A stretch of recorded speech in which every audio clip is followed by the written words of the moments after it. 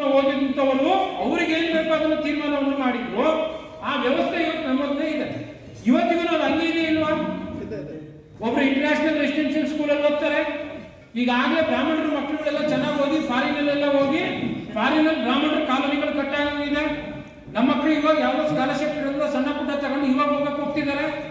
ಅದೇ ನೋಡ್ರಿ, ಸಂಸ್ಕೃತ ತಳ ಸಮುದಾಯಗಳು ಸಂಸ್ಕೃತ ಕಲಿಯಕ್ಕೆ ಶುರು ಮಾಡೋಷ್ಟೊತ್ತಿಗೆ ಸಂಸ್ಕೃತ ತನ್ನ ಅಸ್ತಿತ್ವವನ್ನು ಕಳ್ಕೊಳ್ಳಿ. ಈಗ ತಳ ಸಮುದಾಯಗಳೆಲ್ಲನೂ ಕನ್ನಡ ಚೆನ್ನಾಗಿ ಕಲಿತು ಮಾತಾಡಕ್ಕೆ ಶುರು ಮಾಡಿದ್ವು. ಈ ಕನ್ನಡ ತನ್ನ ಅಸ್ತಿತ್ವವನ್ನು ಕಳ್ಕೊಳ್ತಾ ಇದೆ. ಈಗ ಇಂಗ್ಲಿಷ್ ಬಂದು ಇಂಗ್ಲಿಷ್ ಕಲಿತ್ರೆ ಮಾತ್ರ ಗೌರವ ಘನತೆ ಅಂತ ಶುರುವಾಗಿದೆ. ಈಗ ನಮ್ಮ ಮಕ್ಕಳೆಲ್ಲ ಇಂಗ್ಲಿಷ್ ಕಲಿಯಕ್ಕೆ ಶುರುವಾಗ್ತಿದ್ದಾರೆ. ಇನ್ನು ಈಗ ಶುರುವಾಗ್ತಿದ್ದಾರೆ. ಆಗಲೇ ಕೋಡಿಂಗ್ ಬಂದಿದೆ. ಕೋಡಿಂಗ್ ಅಂದ್ರೆ ಕಂಪ್ಯೂಟರ್, ನಮ್ಮ ಮೊಬೈಲ್ ನಿಮ್ಮ ಮೊಬೈಲ್ ಮಾತಾಡ್ಕೊಳ್ತಾರೋ ಅದಕ್ಕೆ ಕೋಡಿಂಗ್ ಅಂತ ಕರೆಯೋದು.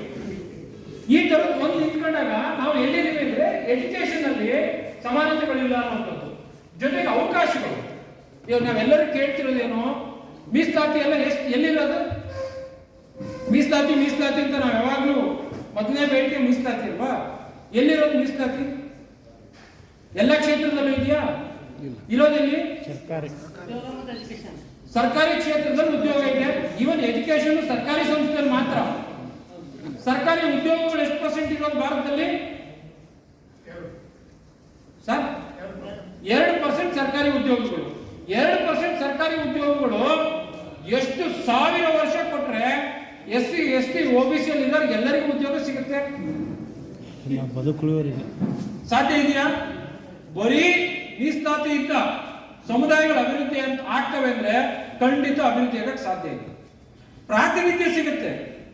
ಇವತ್ತಿನ ಮೀಸಲಾತಿ ಪದ್ಧತಿ ಏನಿದೆ, ಡಾಕ್ಟರ್ BR ಅಂಬೇಡ್ಕರ್ ಆರ್ಗ್ಯುಮೆಂಟ್ ಮಾಡಿದ್ದು ಅದು ಆರ್ಥಿಕ ಅಭಿವೃದ್ಧಿ ಕಾರ್ಯಕ್ರಮ ಅಲ್ಲ, ಪ್ರಾತಿನಿಧ್ಯತೆ. ನಮ್ಮ ಸಮುದಾಯಗಳು ಒಬ್ಬರಲ್ಲಿ ಇದ್ರೆ ನನ್ನ ಘನತೆಯಿಂದ ಹೋಗಕ್ಕಾಗತ್ತೆ, ಧೈರ್ಯದಿಂದ ಮಾತಾಡಕ್ಕಾಗತ್ತೆ, ಇರಬೇಕು ಅಂತ ಹೇಳಿದ್ದು. ಆದ್ರೆ ಅದರಿಂದ ಹಾಗಾಗಿ ಅವಕಾಶಗಳಿದಾವಲ್ಲ, ನೀವು ಒಳ್ಳೊಳ್ಳೆ ಅವಕಾಶಗಳು ನಮ್ಮ ಹತ್ರ ಇಲ್ಲ ಅನ್ನೋದನ್ನು ಗಮನಿಸಬೇಕಾಗತ್ತೆ. ಜೊತೆಗೆ ಅಹಿಂದ ಸಮುದಾಯಗಳಲ್ಲಿರೋ ಎಲ್ಲರೂ ಮಾಡೋ ಕೆಲಸಗಳಿದಾವೆ. ಆ ಎಲ್ಲ ಕೆಲಸಗಳಿಗೂ ಮೌಲ್ಯ ಕಡಿಮೆ. ಕೃಷಿ ಕೂಲಿ ಇರ್ಬೋದು, ಕ್ಲೀನಿಂಗ್ ಕೆಲಸ ಇರ್ಬೋದು, ಯಾವ್ಯಾವ ಕೆಲಸ ಮಾಡ್ತೀವಿ ಅದಕ್ಕೆ ಆರ್ಥಿಕ ಮೌಲ್ಯಗಳು ಕಡಿಮೆ. ಅದೇ ನೀವು ಮೇಲ್ಗಡೆ ಇದ್ದು ಯೋಚನೆ ಮಾಡೋದು, ಬೇರೆ ಸಮುದಾಯಗಳು ಯೋಚನೆ ಮಾಡಿದ್ರೆ ಅವರಿಗೆಲ್ಲ ಆರ್ಥಿಕ ಮೌಲ್ಯ ಜಾಸ್ತಿ. ಇವತ್ತಿನವರೆಗೂ ನಾವು ನಮ್ಮ ಮನೆಗೆ ಕೂಲಿ ಮಾಡಿದ್ರೆ ಎಷ್ಟು ಕೂಲಿ ಇದೆ? ಇಲ್ಲ, 500 ರೂಪಾಯಿನೇ ಇಟ್ಕೊಳ್ಳಿ. 500 ರೂಪಾಯಿ ಇದೆ ಅಂತ ಇಟ್ಕೊಳ್ಳಿ. 500 ರೂಪಾಯಿ ಇಟ್ಕೊಂಡು ಒಂದು ಕುಟುಂಬ ಒಂದು ದಿನಕ್ಕೆ ನಿಭಾಯಿಸಕ್ಕಾಗುತ್ತಾ? ಹಾಗಾಗಿ ಲೋ ಪೇಯ್ಡ್ ವೇಜ್ ಲೇಬರ್ಸ್, ಕಡಿಮೆ ಕೂಲಿ ಇದೆ. ಎಲ್ಲ ಶ್ರಮ ಜಾಸ್ತಿ ಬೇಡುವಂತ ಕೆಲಸಗಳಿಗೆ ಕಡಿಮೆ ಕೂಲಿ ಇದೆ. ನನ್ನ ಮನೆ ಆಶ್ಚರ್ಯ ಆಗಿದ್ದು, ಮನೆ ಬೇರೆ ದೇಶಕ್ಕೆ ಹೋದಾಗ ಕಸ ಗುಡಿಸೋರಿಗೆ 5 ಲಕ್ಷ ಸಂಬಳ ಆಗುತ್ತೆ. ಇಲ್ಲಿ ನಮ್ಮಲ್ಲಿ ಅವರಿಗೆ ತುಂಬಾ ಕಡಿಮೆ, ಮಿನಿಮಮ್ ವೇಜಸ್ ಕೊಡೋದ್ರಿ. ಕೆಲವು ಕಡೆ ಕಾಂಟ್ರಾಕ್ಟ್ ಅಲ್ಲಿ ಇದ್ರೆ ಅಥವಾ ಪರ್ಮನೆಂಟ್ ಅಂದ್ರೆ ಮಾತ್ರ ಸಿಗ್ತಿರೋದು. ಆದ್ರೆ ಎಲ್ಲದರ ಜೊತೆಗೆ ಆರೋಗ್ಯಕ್ಕೆ ಸಂಬಂಧಪಟ್ಟಂಗೆ ನಾವು ಗಮನಿಸೋದಾದ್ರೆ ನಾವೆಲ್ಲರೂ ಹೊಟ್ಟೆ ತುಂಬ ಊಟ ಮಾಡ್ತಿರ್ತಾನೆ. ಆದ್ರೆ ನ್ಯೂಟ್ರಿಷಿಯಸ್ ಇದೆಯಾ? ಅದು ಇಲ್ಲ.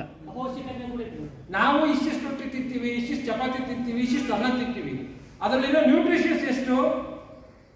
ಗುಣಮಟ್ಟದ ಆಹಾರನ ಅದು ಅಂದ್ರೆ ಅದು ತುಂಬಾ ಕಡಿಮೆ ಗುಣಮಟ್ಟದ ಆಹಾರ. ನಮ್ಗೆ ತಿನ್ನಕ್ಕೆ ಹೊಟ್ಟೆ ತುಂಬಾ ಸಿಗ್ತಿದೆ, ಆದ್ರೆ ಅದ್ರ ಕ್ವಾಲಿಟಿ ಏನಿದೆ ಅಂತ ನೋಡಿದ್ರೆ ತುಂಬಾ ಕಡಿಮೆ ಗುಣಮಟ್ಟದ ಬಂದಿರೋದು. ಇನ್ನೊಂದು ಇರೋದೇನಂದ್ರೆ ನಮ್ಮನ್ನೆಲ್ಲರೂ ನೆಗೆಟಿವ್ ಯೋಚನೆ ಮಾಡ್ತೀವಿ. ನೆಗೆಟಿವ್ ಅಂದ್ರೆ ಏನು? ಬೇರೆ ಕಡೆಗೆ ಹೇಳಿ. ನಾವೆಲ್ಲ ಹಿಂಗೆ ಯಾಕಿದ್ದೀವಿ ಅಂದ್ರೆ ಏನ್ ಹೇಳ್ತಾರೆ ಜನ? ಯಾಕೆ ಈ ಸ್ಥಿತಿಯಲ್ಲಿ ಇದೆ ನಮ್ಮ ಮನೆ ಅಥವಾ ನಮ್ಮ ಸಮುದಾಯ ಈ ಸ್ಥಿತಿಯಲ್ಲಿ ಇದೆ ಅಂದ್ರೆ ಏನ್ ಹೇಳ್ತಾರೆ? ಏನಪ್ಪ ಹೊಟ್ಟೆ ತುಂಬ ಅನ್ನ ಸಿಗ್ತಾ ಇದೆ, ಸಾಕು ಬಿಡು ಅಂತ ಹೇಳಿ, ಜೋರಾಗಿ ಹೇಳ್ರಿ. ಅದನ್ನ ಹೇಳ್ತಾರೆ ಸಾಹೇಬ್.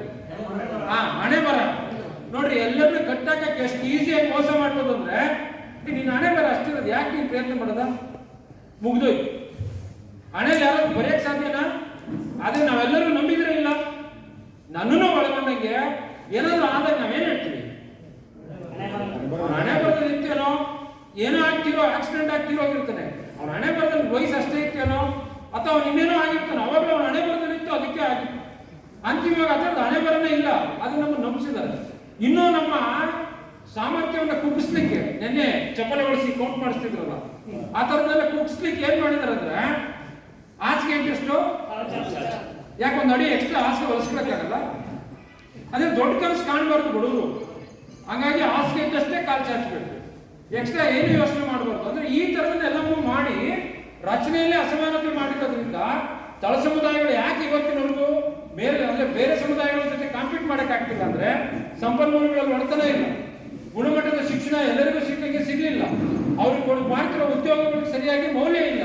ಇವೆಲ್ಲದರ ಜೊತೆಗೆ ಅವ್ರಿಗೆ ನೆಗೆಟಿವ್ ತುಂಬಿ ಈಗ ಸತ್ಯನಾರಾಯಣ ಪೂಜೆನ ಮ್ಯಾಕ್ಸಿಮಮ್ ಯಾರು ಮಾಡೋದು?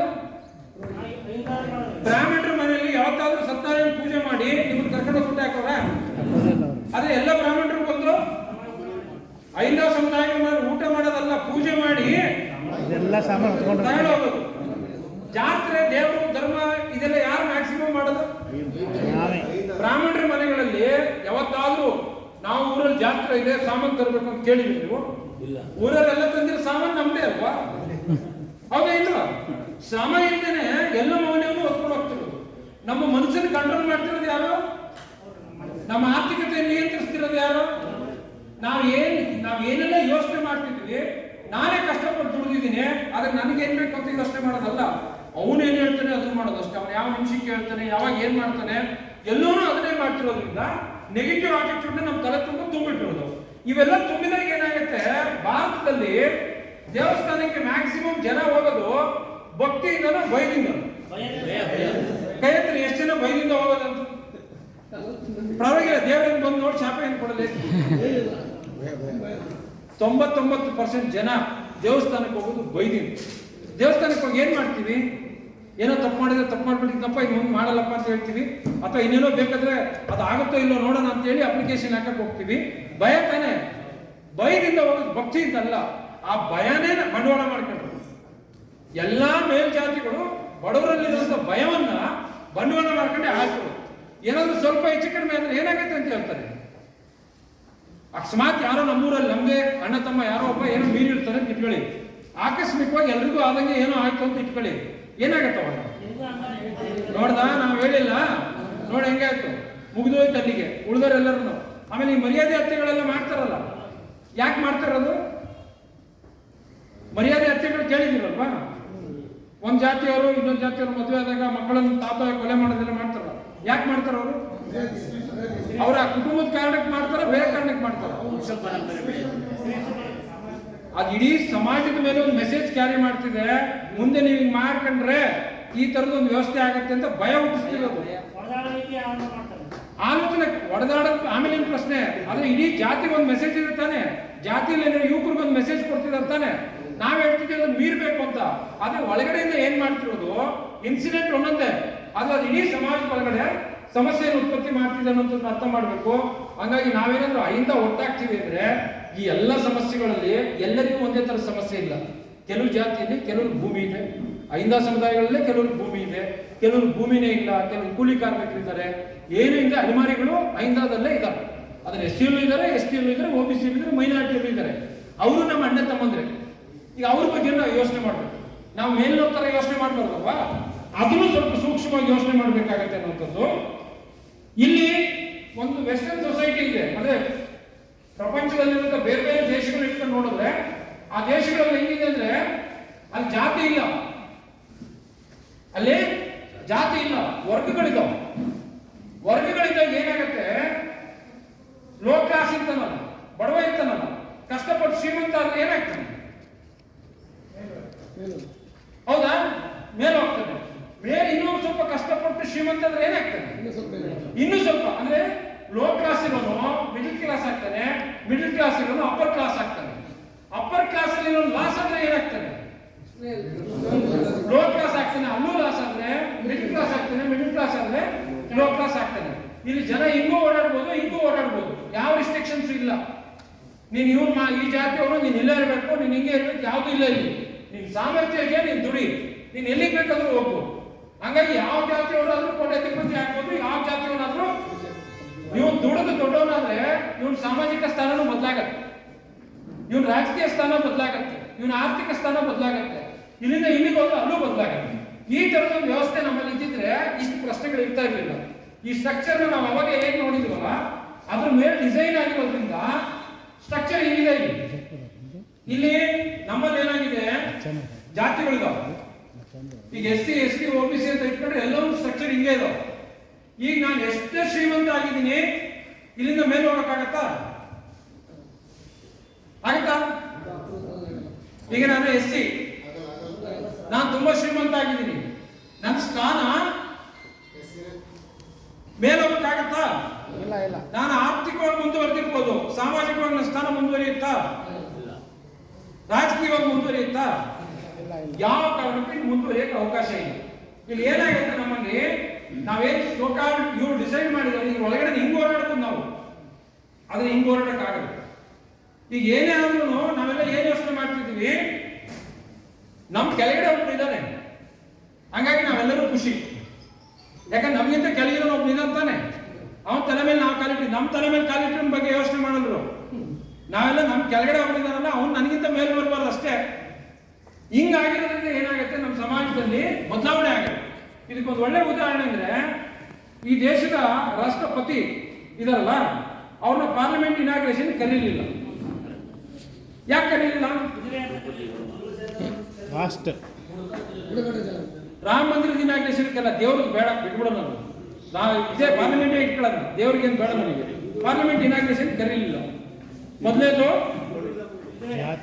ವಿಧವೆ, ಟ್ರೈಬಲ್, ಹೆಣ್ಮಗಳು, ನಮ್ಮ ಸೋಕಾಲ್ಡ್ ಈ ರೂಪಿಸಿರುವಂತ ವರ್ಣ ವ್ಯವಸ್ಥೆ ಒಳಗಿರುವಂತ ನಂಬಿಕೆಗಳಲ್ಲಿ ಈ ಮೂರು ಇದ್ರೆ ಏನಿರಲ್ಲ, ಮಂಗಳ ಕಾರ್ಯಗಳಿಗೆ ಆಹ್ವಾನ ಇರಲ್ಲ.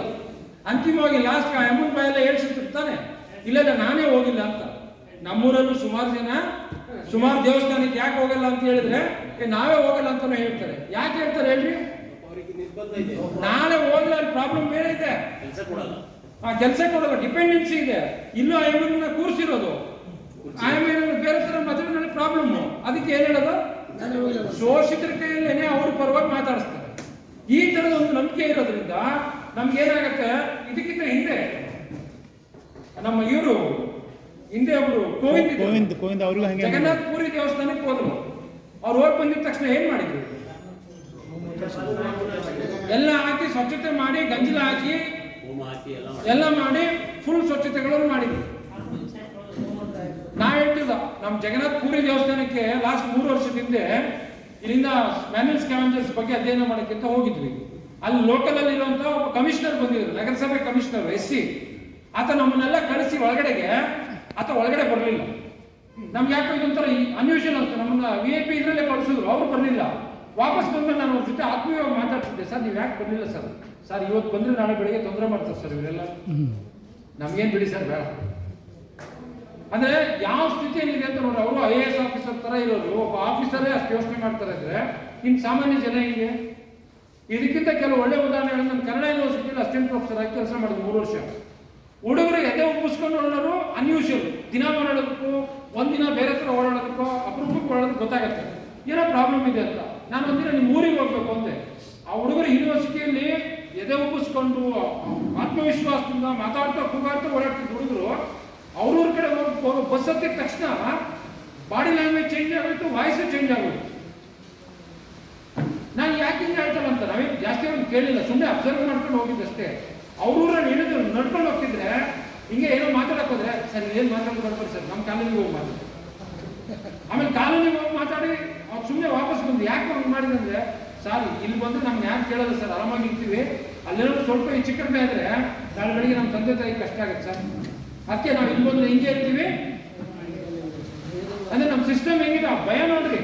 ಓದ್ತಿರೋ ಹುಡುಗರುಗಳು ಇನ್ನೊಂದು ಒಳ್ಳೆ ಎಕ್ಸಾಂಪಲ್ ಇದೆ. ಈ ನಮ್ಮೆಲ್ಲ ನಾರ್ತ್ ಕರ್ನಾಟಕದಿಂದ ಬೆಂಗಳೂರಿಗೆ ಎಲ್ಲ ಕನ್ಸ್ಟ್ರಕ್ಷನ್ ಇವ್ರು ಬಂದವ್ರೆ. ಲಿಂಗಾಯತರು ಎಸ್ಟಿಗಳೆಲ್ಲ ಒಂದೇ ಕಡೆ ಗುಡಿಸ್ಲಾಕೊಂಡಿರ್ತಾರೆ. ಇವ್ರ ಮನೇಲಿ ಅವರು ತಿಂತಾರೆ, ಅವ್ರ ಮನೇಲಿ ಇವರು ತಿಂತಾರೆ. ಆದ್ರೆ ಅವ್ರ ಕಡೆಗೆ ಹೋಗೋ ಬಸ್ಸಲ್ಲಿ ಒಂದೇ ಸೀಟಲ್ಲಿ ಕೂತ್ಕೊಳ್ಳೋದು, ಒಂದು ಬಸ್ಸಲ್ಲಿ ಕೂತ್ಕೊಳ್ಳೋದು ಅವರು ಬೇರೆ ಸೀಟಲ್ಲೇ. ಯಾಕೆ ಅಂತ ಕೇಳಿದ್ರೆ, ಸರ್ ಇಲ್ಲಿ ಬಂದ್ರೆ ನಾವೆಲ್ಲ ಅಣ್ಣ ತಮ್ಮಂದ್ರೆ ಸರ್, ಊರಲ್ಲಿ ನಾವಿದ್ರು ನಮ್ಮ ಊರಲ್ಲೇ ಇದ್ದಾರಲ್ಲ ಸರ್, ಅವರೆಲ್ಲ ಹೋಗ್ಕೊಳ್ಳೋದು. ಸುಮಾರು ಜನ ಮರ್ಯಾದೆ ಅತ್ತೆಗಳೆಲ್ಲ ಹೇಗೆ ಮಾಡ್ತಾರೆ ಹೇಳ್ರಿ, ಅವ್ರ ಮನೆಯವರು ಭಯಬಿದ್ದಲ್ಲ, ವಾತಾವರಣದಲ್ಲಿರುವಂಥ ಬೇರೆ ಬೇರೆ ಜನರು ಆ ಥರ ಯೋಚನೆ ಮಾಡೋದು ಇಲ್ಲ ಅನ್ನೋ ಕಾರಣಕ್ಕೆ ಹಂಗಾಗುತ್ತೆ. ಹಾಗಾಗಿ ಈ ವ್ಯವಸ್ಥೆ ಬದಲಾಗ್ತಾ ಹೋದರೆ, ನಮ್ಮಲ್ಲಿ ಸಾಮಾಜಿಕವಾಗಿರೋ ನಂಬಿಕೆಗಳು ಬದಲಾಗ್ತಾ ಹೋದರೆ, ಈ ಸ್ಟ್ರಕ್ಚರ್ ಅವರು ಏನೇ ಮಾಡಿದ್ರು, ನೀವು ಇನ್ನು 150 ವರ್ಷ ಹಿಂದೆ ಮಾತಾಡ್ರಿ, ಅಲ್ಲಿ ಊರಲ್ಲಿರುವಂಥ ಕಾಲೋನಿಯಲ್ಲಿರುವಂಥ ಅವರು ನಮ್ಮ ಅಣ್ಣ ತಮ್ಮಂತ ಯೋಚನೆ ಮಾಡದೆ ಹೋದರೆ, ನನ್ನ ಅಕ್ಕ ತಂಗಿ ಅಂತ ಯೋಚನೆ ಮಾಡದೆ ಹೋದರೆ, ನೀವು 5 ಯಾವತ್ತೂ ಕಟ್ಟಕ್ಕಾಗುತ್ತೆ. 5 ಅಂತ ನೀವೇನು ಯೋಚನೆ ಮಾಡ್ತಿದ್ದೀರಿ ಲೆಕ್ಕ ಹಾಕೊಂಡ್ಬಿಡ್ರಿ. ST ಒಳಗಡೆ ಮುಖ್ಯ ಜಾತಿಗಳು 51 ಇದಾವೆ, 51 ಒಂದ್ರ ಮೇಲೆ ಒಂದೇ ಇದಾವೆ. 51 ST ಜಾತಿಗಳು ಒಂದ್ರ ಮೇಲೆ ಒಂದೇ ಇರೋದು. ಅದಾದಮೇಲೆ ಎಸ್ ಟಿಯಲ್ಲಿ 101 ಇದ್ದಾವೆ. ಆ 101 ಒಂದ್ರ ಮೇಲೆ ಒಂದೇ ಇರೋದು. ಇವೆಲ್ಲ ಎಸ್ ಟಿ ಜೋಡಿಸಿ ಎಸ್ ಟಿ ತಂದು ಆಮೇಲೆ ಒ ಬಿ ಸಿ ತಂದಿದ್ದೀವಿ ಅಂದರೆ ಕರ್ನಾಟಕದಲ್ಲಿ ಒ ಬಿ ಸಿ ಲಿಸ್ಟಲ್ಲಿ 835 ಜಾತಿಗಳಿದಾವೆ. ಎಷ್ಟು ಜಾತಿ ಇದ್ದಾವೆ? 835 ಇದ್ದಾವೆ. ಆ 835 ಒಂದ್ರ ಮೇಲೆ ಒಂದೇ. ಟೋಟಲ್ ಎಷ್ಟಾಯಿತು? 831, 101, 51 ಪ್ಲಸ್ ಮುಸ್ಲಿಮಲ್ಲಿ 64 ಜಾತಿಗಳಿದ್ದಾವೆ. ಕ್ರಿಶ್ಚಿಯನ್ನಲ್ಲಿ 42 ಜಾತಿಗಳಿದ್ದಾವೆ. ಇವೆಲ್ಲ ಸೇರಿ ನಾವು 5 ಹೇಳ್ತಿರೋದು. ಇಷ್ಟು ಜಾತಿಗಳು ತಮ್ಮ ಬೇಲಿಗಳನ್ನು ಒಡ್ಕೋಬೇಕು, ತಮ್ಮ ನಂಬಿಕೆಗಳನ್ನು ಬದಲಾಯಿಸ್ಕೊಳ್ಬೇಕು, ತಮ್ಮ ಆಲೋಚನೆಗಳನ್ನು ಬದಲಾಯಿಸ್ಕೊಳ್ಬೇಕು. 91% ಅಂತ ಹೇಳೋದು ಈಸಿ. 91ರಲ್ಲಿ ಒಕ್ಕಲಿಗರು ಲಿಂಗಾಯತರು ತೆಗೆದಾಕಿದ್ರೆ 76-77% ಬರ್ತೀವಿ. 76-77% ಈ 1000 ಚಿಲ್ಲರೆ ಜಾತಿಗಳಿದ್ದಾವಲ್ಲ, ನಾವೆಲ್ಲ ಒಂದಾಗಬೇಕಾದ್ರೆ ಮಿನಿಮಮ್ ಇವೆಲ್ಲನೂ ಹೊಡ್ಕೊಳ್ಬೇಕು, ಬೇಲಿಗಳು ಹೊಡಿಬೇಕು, ನಂಬಿಕೆಗಳು ಬರಬೇಕು, ಅಣ್ಣ ತಮ್ಮಂತ ಯೋಚನೆ ಮಾಡಬೇಕು. ಇದು ಬರೀ ರಾಜಕೀಯವಾಗಿ ಒಬ್ಬರಿಬ್ಬರು ಬಂದರೆ ಆಗೋ ಕೆಲಸ ಅಲ್ಲ. ಇಲ್ಲೇನು ಮಾತಾಡ್ತಿದ್ದೀವಿ ಇದನ್ನು ನಮ್ಮೂರಲ್ಲಿ ಕೂತು ಮಾತಾಡಬೇಕು, ನಮ್ಮ ಹಟ್ಟಿಗಳಲ್ಲಿ ಕೂತು ಮಾತಾಡಬೇಕು, ಎಲ್ಲರೂ ಹೋಗಿ ಚರ್ಚೆ ಮಾಡಬೇಕು. ತುಂಬ ದೊಡ್ಡ ಪ್ರಕ್ರಿಯೆ ಇದೆ. ಈ ಏಕಂಡ ರೀತಿಯಾಗಿ ಏನಿರಲ್ಲ, ಅದರ ಕೆಲಸ ಮಾಡ್ತೀವಿ ಅಂತ ಹೊರಟ್ರೆ ಈ ಚಾಲೆಂಜಿನ ಜೊತೆಗೆ ನಾವು ಹೋಗ್ಬೇಕಾಗುತ್ತೆ ಅನ್ನೋದನ್ನು ನಾವು ಸ್ವಲ್ಪ ಯೋಚನೆ ಮಾಡಬೇಕಾಗುತ್ತೆ. ಹಾಗಾಗಿ ಈ ಸ್ಟ್ರಕ್ಚರ್ ತುಂಬ ಪ್ರಾಬ್ಲಮ್. ಈ ಸ್ಟ್ರಕ್ಚರ್ ಹಿಂಗಿರೋದ್ರಿಂದಲೇ ಈ 3 ಜಾತಿ ಒಂದ್ರ ಮೇಲೆ ಒಂದಿರಬೇಕು ಅಂತ ಯಾರು ಹೇಳಿದ್ರು? 101 ಜಾತಿ ಒಂದ್ರ ಮೇಲೆ ಒಂದಿರ್ಬೇಕಂತ ಯಾರು ಹೇಳಿದ್ರು? ಅದೇ ಮನುವಾದಿ ಆಲೋಚನೆ ಕ್ರಮದಲ್ಲಿದ್ದಂಥ ಬ್ರಾಹ್ಮಣರು ಸ್ಟ್ರಕ್ಚರ್ ಅಂತ ಹೇಳಿದ್ರಲ್ಲ, ರಚನೆಯಲ್ಲಿ ಜೋಡಿಸಿದ್ರು. ನಮ್ಮ ತಲೆಯಲ್ಲಿ ಒಳಗಿರ್ತದೆ. ಯಾವತ್ತಾದರೂ ದಲಿತರ ಮೇಲೆ ಬ್ರಾಹ್ಮಣರು ಒಂದು ಹೊಡೆದಿರೋದು ನೋಡಿದ್ರೇನು? ಹೊಡೆದಿದ್ದು ಯಾರು ದಲಿತರನ್ನ? ಒ ಬಿ ಸಿಗಳು ಹೊಡೆದಿದ್ದು ಯಾರು? ದಲಿತರೇ. ಮುಸ್ಲಿಮರನ್ನು ಹೊಡೆದಿದ್ದು ಯಾರು? ದಲಿತರ ಒ ಬಿ ಸಿಗಳೇ. ಈಗ ಏನಾಗಿದೆ ಅಂದರೆ ನಮ್ಮ ತಲೆಯಲ್ಲಿ ಒಳಗಿರ್ತಾರೆ. ನಾವೇನು ಮಾಡ್ತಿದ್ವಿ? ಅವ್ರನ್ನ ರಕ್ಷಣೆ ಮಾಡೋದು. ನಮ್ಮೆಲ್ಲರ ಕೆಲಸ ಏನು? ಅವರ ಮೂಲ ಆಲೋಚನೆಯಿಂದ ರಕ್ಷಣೆ ಮಾಡೋಕ್ಕೆ ನಾವೆಲ್ಲರೂ ವೆಪನ್ಸ್. ಯಾರ ಮೇಲೆ ಕೇಸ್ ಆಗಿದ್ದಾವೆ, ಯಾರ ಮೇಲೆ ಹೊಡೆದಾಟ ಆಗಿದ್ದಾವೆ, ಅಟ್ರಾಸಿಟಿ ಕೇಸ್ ಯಾರ ಮೇಲೆ, ಅದೇ ಅವ್ರನ್ನ ಮುಗಿಸ್ಕೊಳ್ಬಾರ್ದು ಅಂತ ಹೇಳಿದ್ದು ಯಾರು? ಅವ್ರು ಹೇಳಿದ್ರು, ನಾವು ಅದನ್ನು ಪ್ರಾಕ್ಟೀಸ್ ಮಾಡ್ತಾ ಇದ್ದೀವಿ, ನಾವೇನು ಹೊಡೆದಾಡ್ತಾ ಇದ್ದೀವಿ. ಅವ್ರು ಆರಾಮಾಗಿ ದೇವಸ್ಥಾನದಲ್ಲಿ ಕೂತ್ಕೊಂಡು ಗಂಟೆ ಅಲ್ಲಾಡಿಸ್ತಾನೆ. ನಮ್ಮೂರಲ್ಲಿ ದೇವಸ್ಥಾನದಲ್ಲಿ ಗಂಟೆ ಅಲ್ಲಾಡ್ತಿದ್ದು ಅವರು. ಆದರೆ ಅಟ್ರಾಸಿಟಿ ಕೇಸ್ ಆಗಿದೆ ಯಾರ ಮೇಲೆ? ಒ ಬಿ ಸಿಯಲ್ಲಿ ಹುಡುಗರ ಮೇಲೆ. ಯಾಕಂದರೆ ಇವರು ಬರಬಾರ್ದು, ಇದು ಇದಾಗುತ್ತೆ ಅದಾಗುತ್ತೆ ಅಂತ ಇವ್ರು ಹೇಳಿದ್ರಲ್ಲ, ಇವ್ರ ಮೇಲೆ ಅಟ್ರಾಸಿಟಿ ಕೇಸ್ ಆಗುತ್ತೆ. ಈ ಸಮಸ್ಯೆಗಳು ಇದಾವೆ ನಮ್ಮ ಹತ್ರ. ನಾವು ಇದನ್ನೆಲ್ಲ ಮೀರಬೇಕಾದ್ರೆ ದೊಡ್ಡ ಪ್ರಕ್ರಿಯೆಯನ್ನು ನಡೆಸಿಕೊಳ್ಳುವುದನ್ನು ಯೋಚನೆ ಮಾಡಬೇಕಾಗುತ್ತೆ ಅನ್ನೋದು. ಏನು ಎಲ್ಲಿಂದ ಯೋಚನೆ ಮಾಡ್ತಿದ್ವಿ? ಸ್ಟ್ರಕ್ಚರ್ ಹೀಗಿದೆ. ಈಗ ನಾವು ಯೋಚನೆ ಮಾಡ್ತಿರುವಂಥದ್ದು ಇಲ್ಲಿದೆ. 5 ಅಂತ ಏನು ಯೋಚನೆ ಮಾಡ್ತಿದ್ವಿ ಆ ಗ್ರೂಪ್ ಇಲ್ಲಿದೆ. ಈ ಗ್ರೂಪ್ ಇಲ್ಲಿ ಬರಬೇಕು ಅಂತ ಇಲ್ಲೇ ತೀರ್ಮಾನ ಮಾಡಿ ಸುಪೀರಿಯಾರಿಟಿ ಇನ್ಫೀರಿಯಾರಿಟಿ ತೀರ್ಮಾನ ಮಾಡಿದ್ರು. ಆದರೆ ಇವರು ಏನು ಯೋಚನೆ ಮಾಡಿದ್ರು ಇದನ್ನು ನಾವು ತಲೆಗೆ ಹೊತ್ತು ಬೇಡ. ಕೇಳ್ತಲ್ಲ ಏನು ಮಾಡೋಕ್ಕಾಗ? ಸೀಟ್ ಇದೆ ಮೇಲೆ. ಒಂದು ವಾಸ್ತವಿಕವಾಗಿ ಯೋಚನೆ ಮಾಡಬೇಕಾಗಿರೋದು ಇವತ್ತೇನು ನಾವು ಅನ್ಟಚಬಲ್ ಅಂದ್ರೆ ಅಸ್ಪೃಶ್ಯರು, ಕನ್ನಡ ಹಿಂದುಳಿದವರು, ಅಲ್ಪಸಂಖ್ಯಾತರು ಅಂತ ಏನು ಇಲ್ಲಿರೋ ಅಲ್ಪಸಂಖ್ಯಾತರೆಲ್ಲ ಮುಸ್ಲಿಂ ಕಂಟ್ರಿಯಿಂದ ಬಂದರು. ಮುಸ್ಲಿಮರೆಲ್ಲ ಇಲ್ಲ, ಕ್ರಿಶ್ಚಿಯನ್ರೆಲ್ಲ ಕ್ರಿಶ್ಚಿಯನ್ ದೇಶದಿಂದ ಬಂದ್ರೇನು? ಯಾರು ಅಲ್ಲಿಂದ ಬಂದಿರೋರಲ್ಲ, ಎಲ್ಲ ಇಲ್ಲಿದ್ದವರು. ಕ್ರಿಶ್ಚಿಯಾನಿಟಿಯಲ್ಲಿರುವಂಥ 90% ಜನ ಇಲ್ಲಿರೋರೇ ಅಲ್ಲಿಗೆ ಹೋಗಿರೋದು. ಮುಸ್ಲಿಮರಲ್ಲಿರೋರು ಅಷ್ಟೇ. ಮುಸ್ಲಿಂ ಆಡಳಿತ ಎಲ್ಲೆಲ್ಲಿಗೂ ಅವ್ರ ಆಡಳಿತ ಸಣ್ಣ ಪುಟ್ಟ ಲಾಭ ಸಿಗ್ತಾವಂತ ಅಲ್ಲಿಗೆ ಹೋಗಿರೋದೇ ಇರೋದು.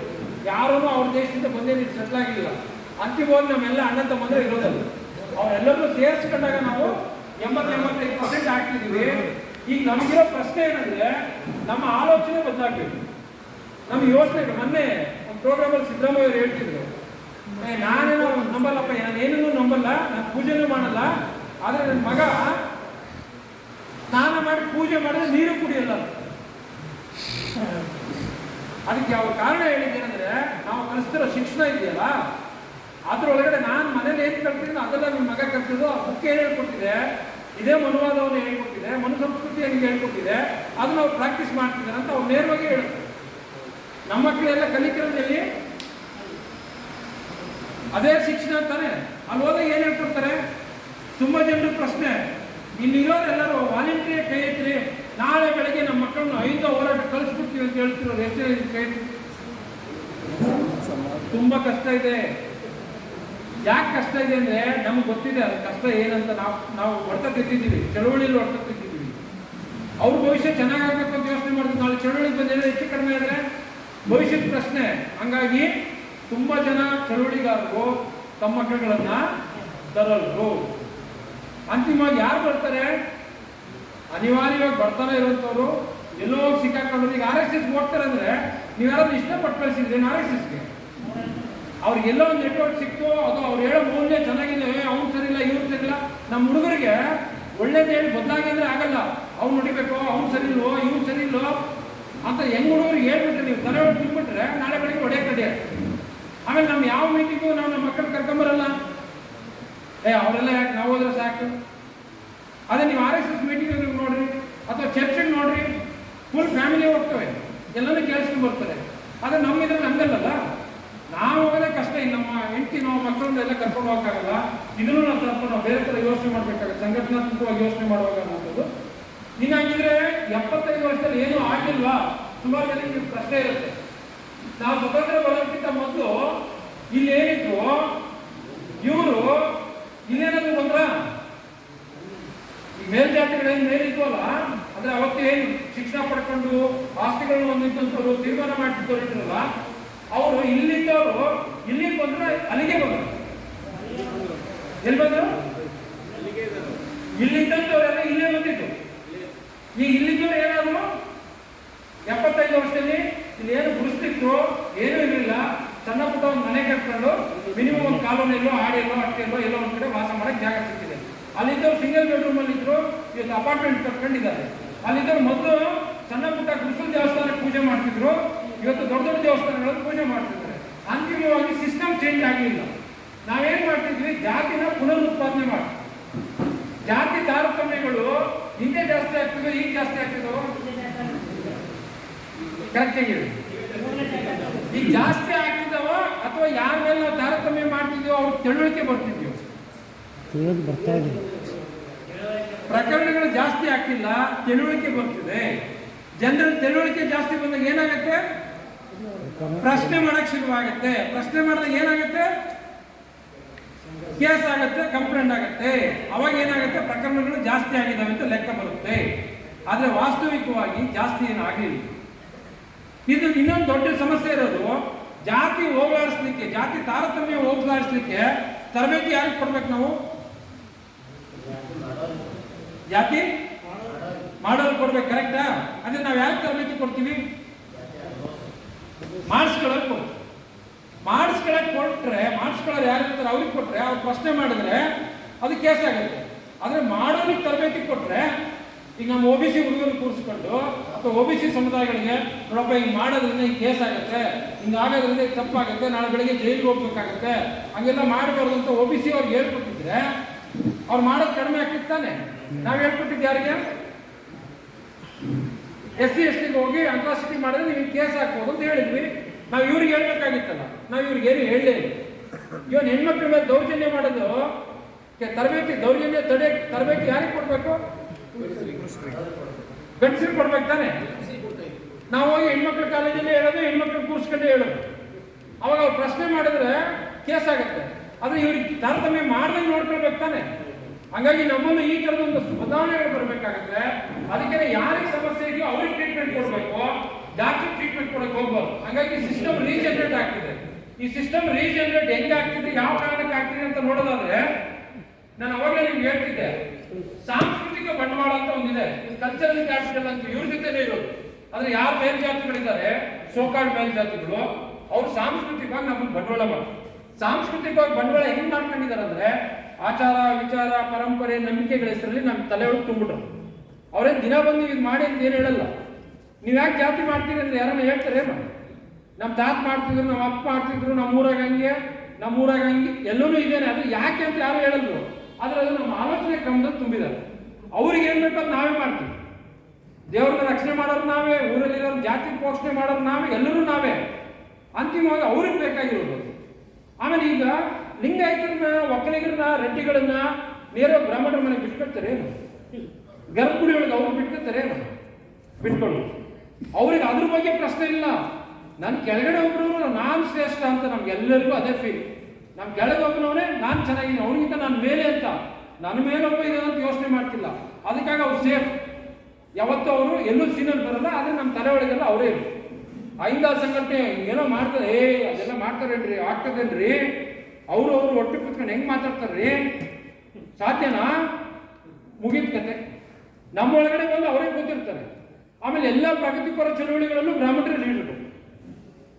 ನೀವು ಕರ್ನಾಟಕ ಚರಿತ್ರೆ ತೆಗೀರಿ, ಎಲ್ಲ ಪ್ರೋಗ್ರೆಸಿವ್ ಮೂವ್ಮೆಂಟ್ಗಳನ್ನ ಟಾಪ್ ಮೋಸ್ಟ್ ಲೀಡರ್ಗಳ ಹೆಸರು ತೆಗೀರಿ. ನಾನು ಮುಂದೆ ತಾಂಬರಿ ಚರ್ಚೆ ಕೂತ್ಕೊಡೋಣ. ಎಲ್ಲದರಲ್ಲೂ ಬ್ರಾಹ್ಮಣರೇ ಲೀಡರ್.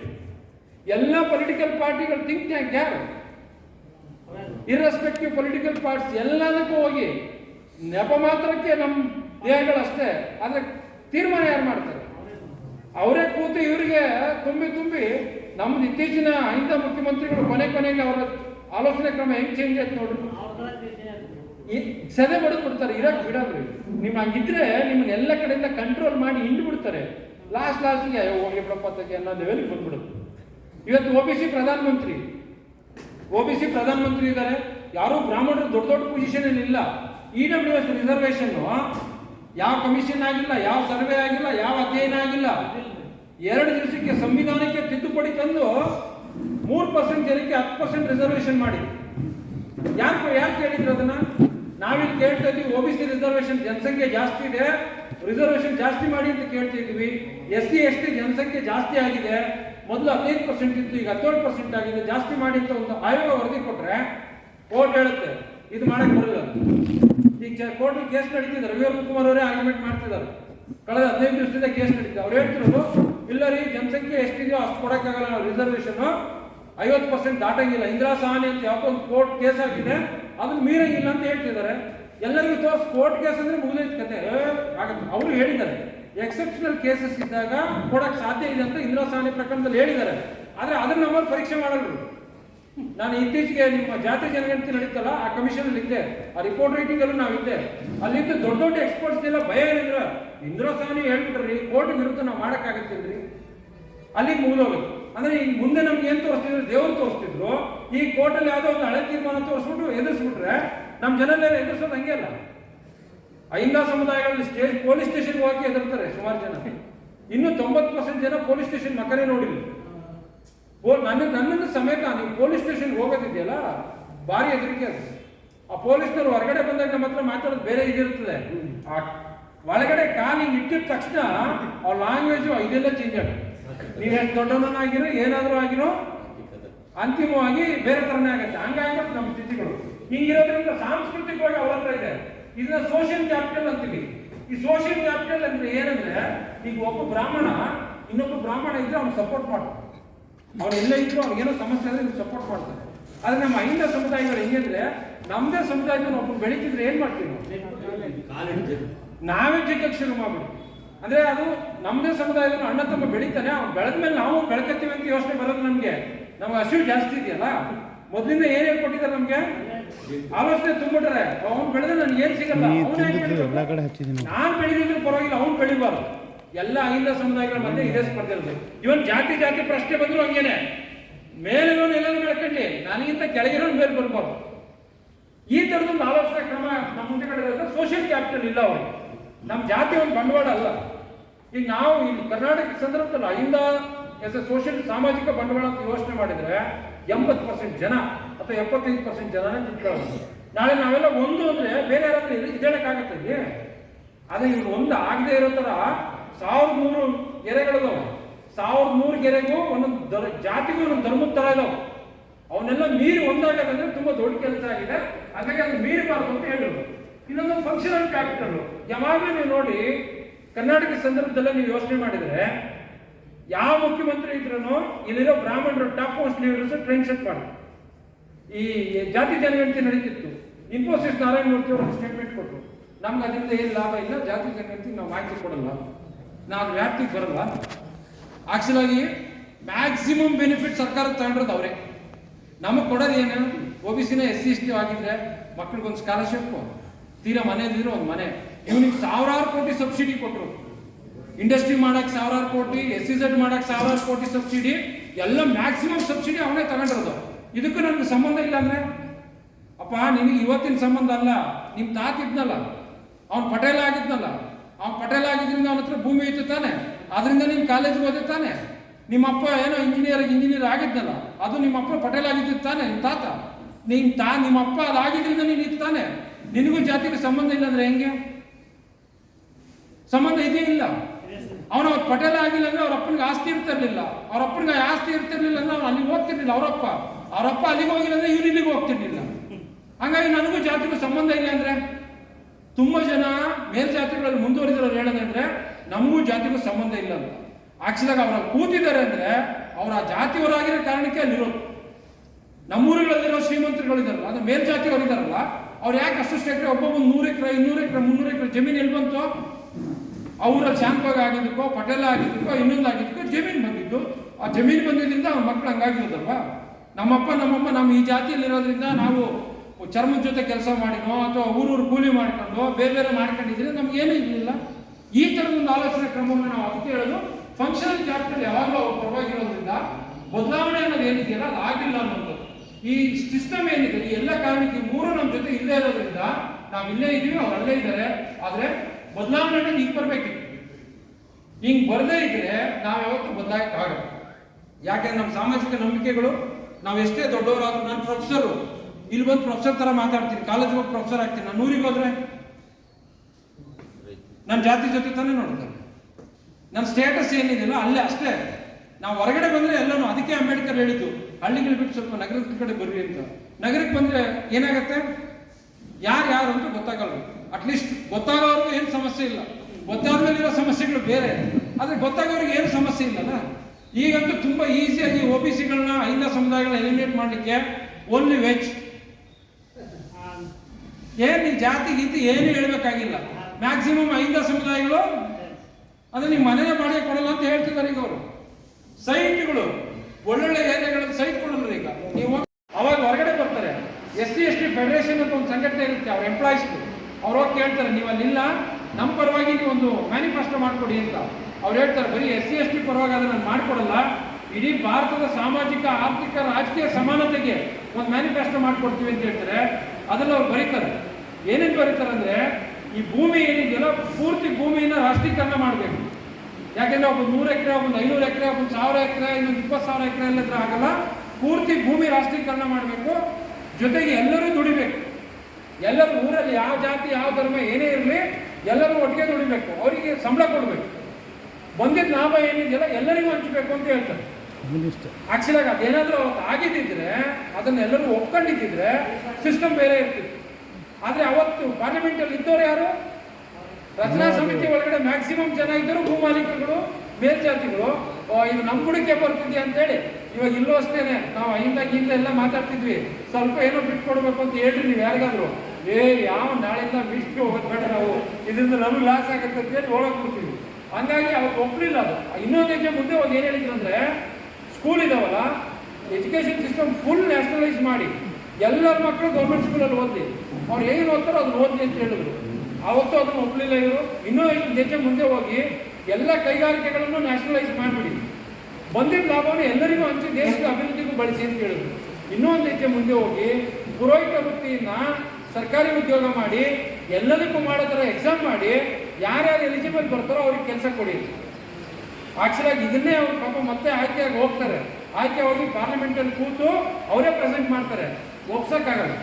ಯಾಕಂದ್ರೆ ಇವ್ರು ಇದ್ದಿದ್ದು ಒಬ್ರು, ಜೊತೆಗೆ ಇದೇ ಸಮುದಾಯದಿಂದ ಹೋದಂಥ ಕೆಲವರು ಅವ್ರು ಪರವಾಗಿ ಮಾತಾಡ್ತಿದ್ರು.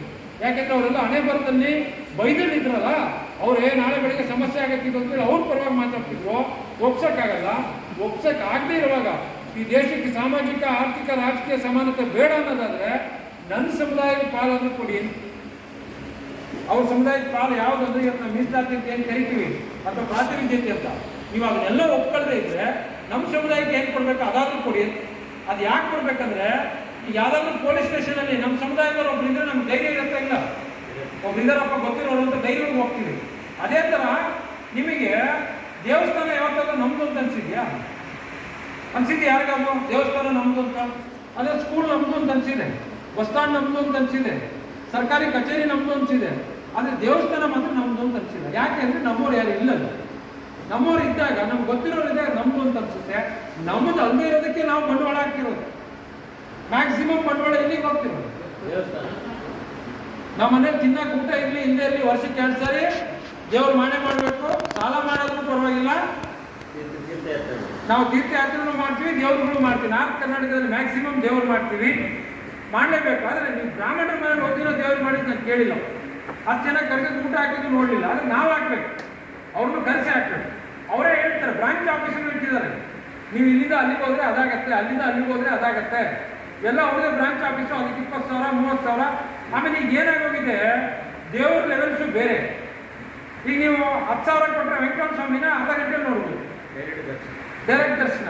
ನೀವು 4,000 8,000 ಕೊಟ್ಟರೆ ಇನ್ನು ಸ್ವಲ್ಪ ಲೇಟಾಗಿ ದರ್ಶನ, 300 ರೂಪಾಯಿ ಕೊಟ್ಟರೆ ಇನ್ನು ಸ್ವಲ್ಪ ಲೇಟಾಗಿ ದರ್ಶನ.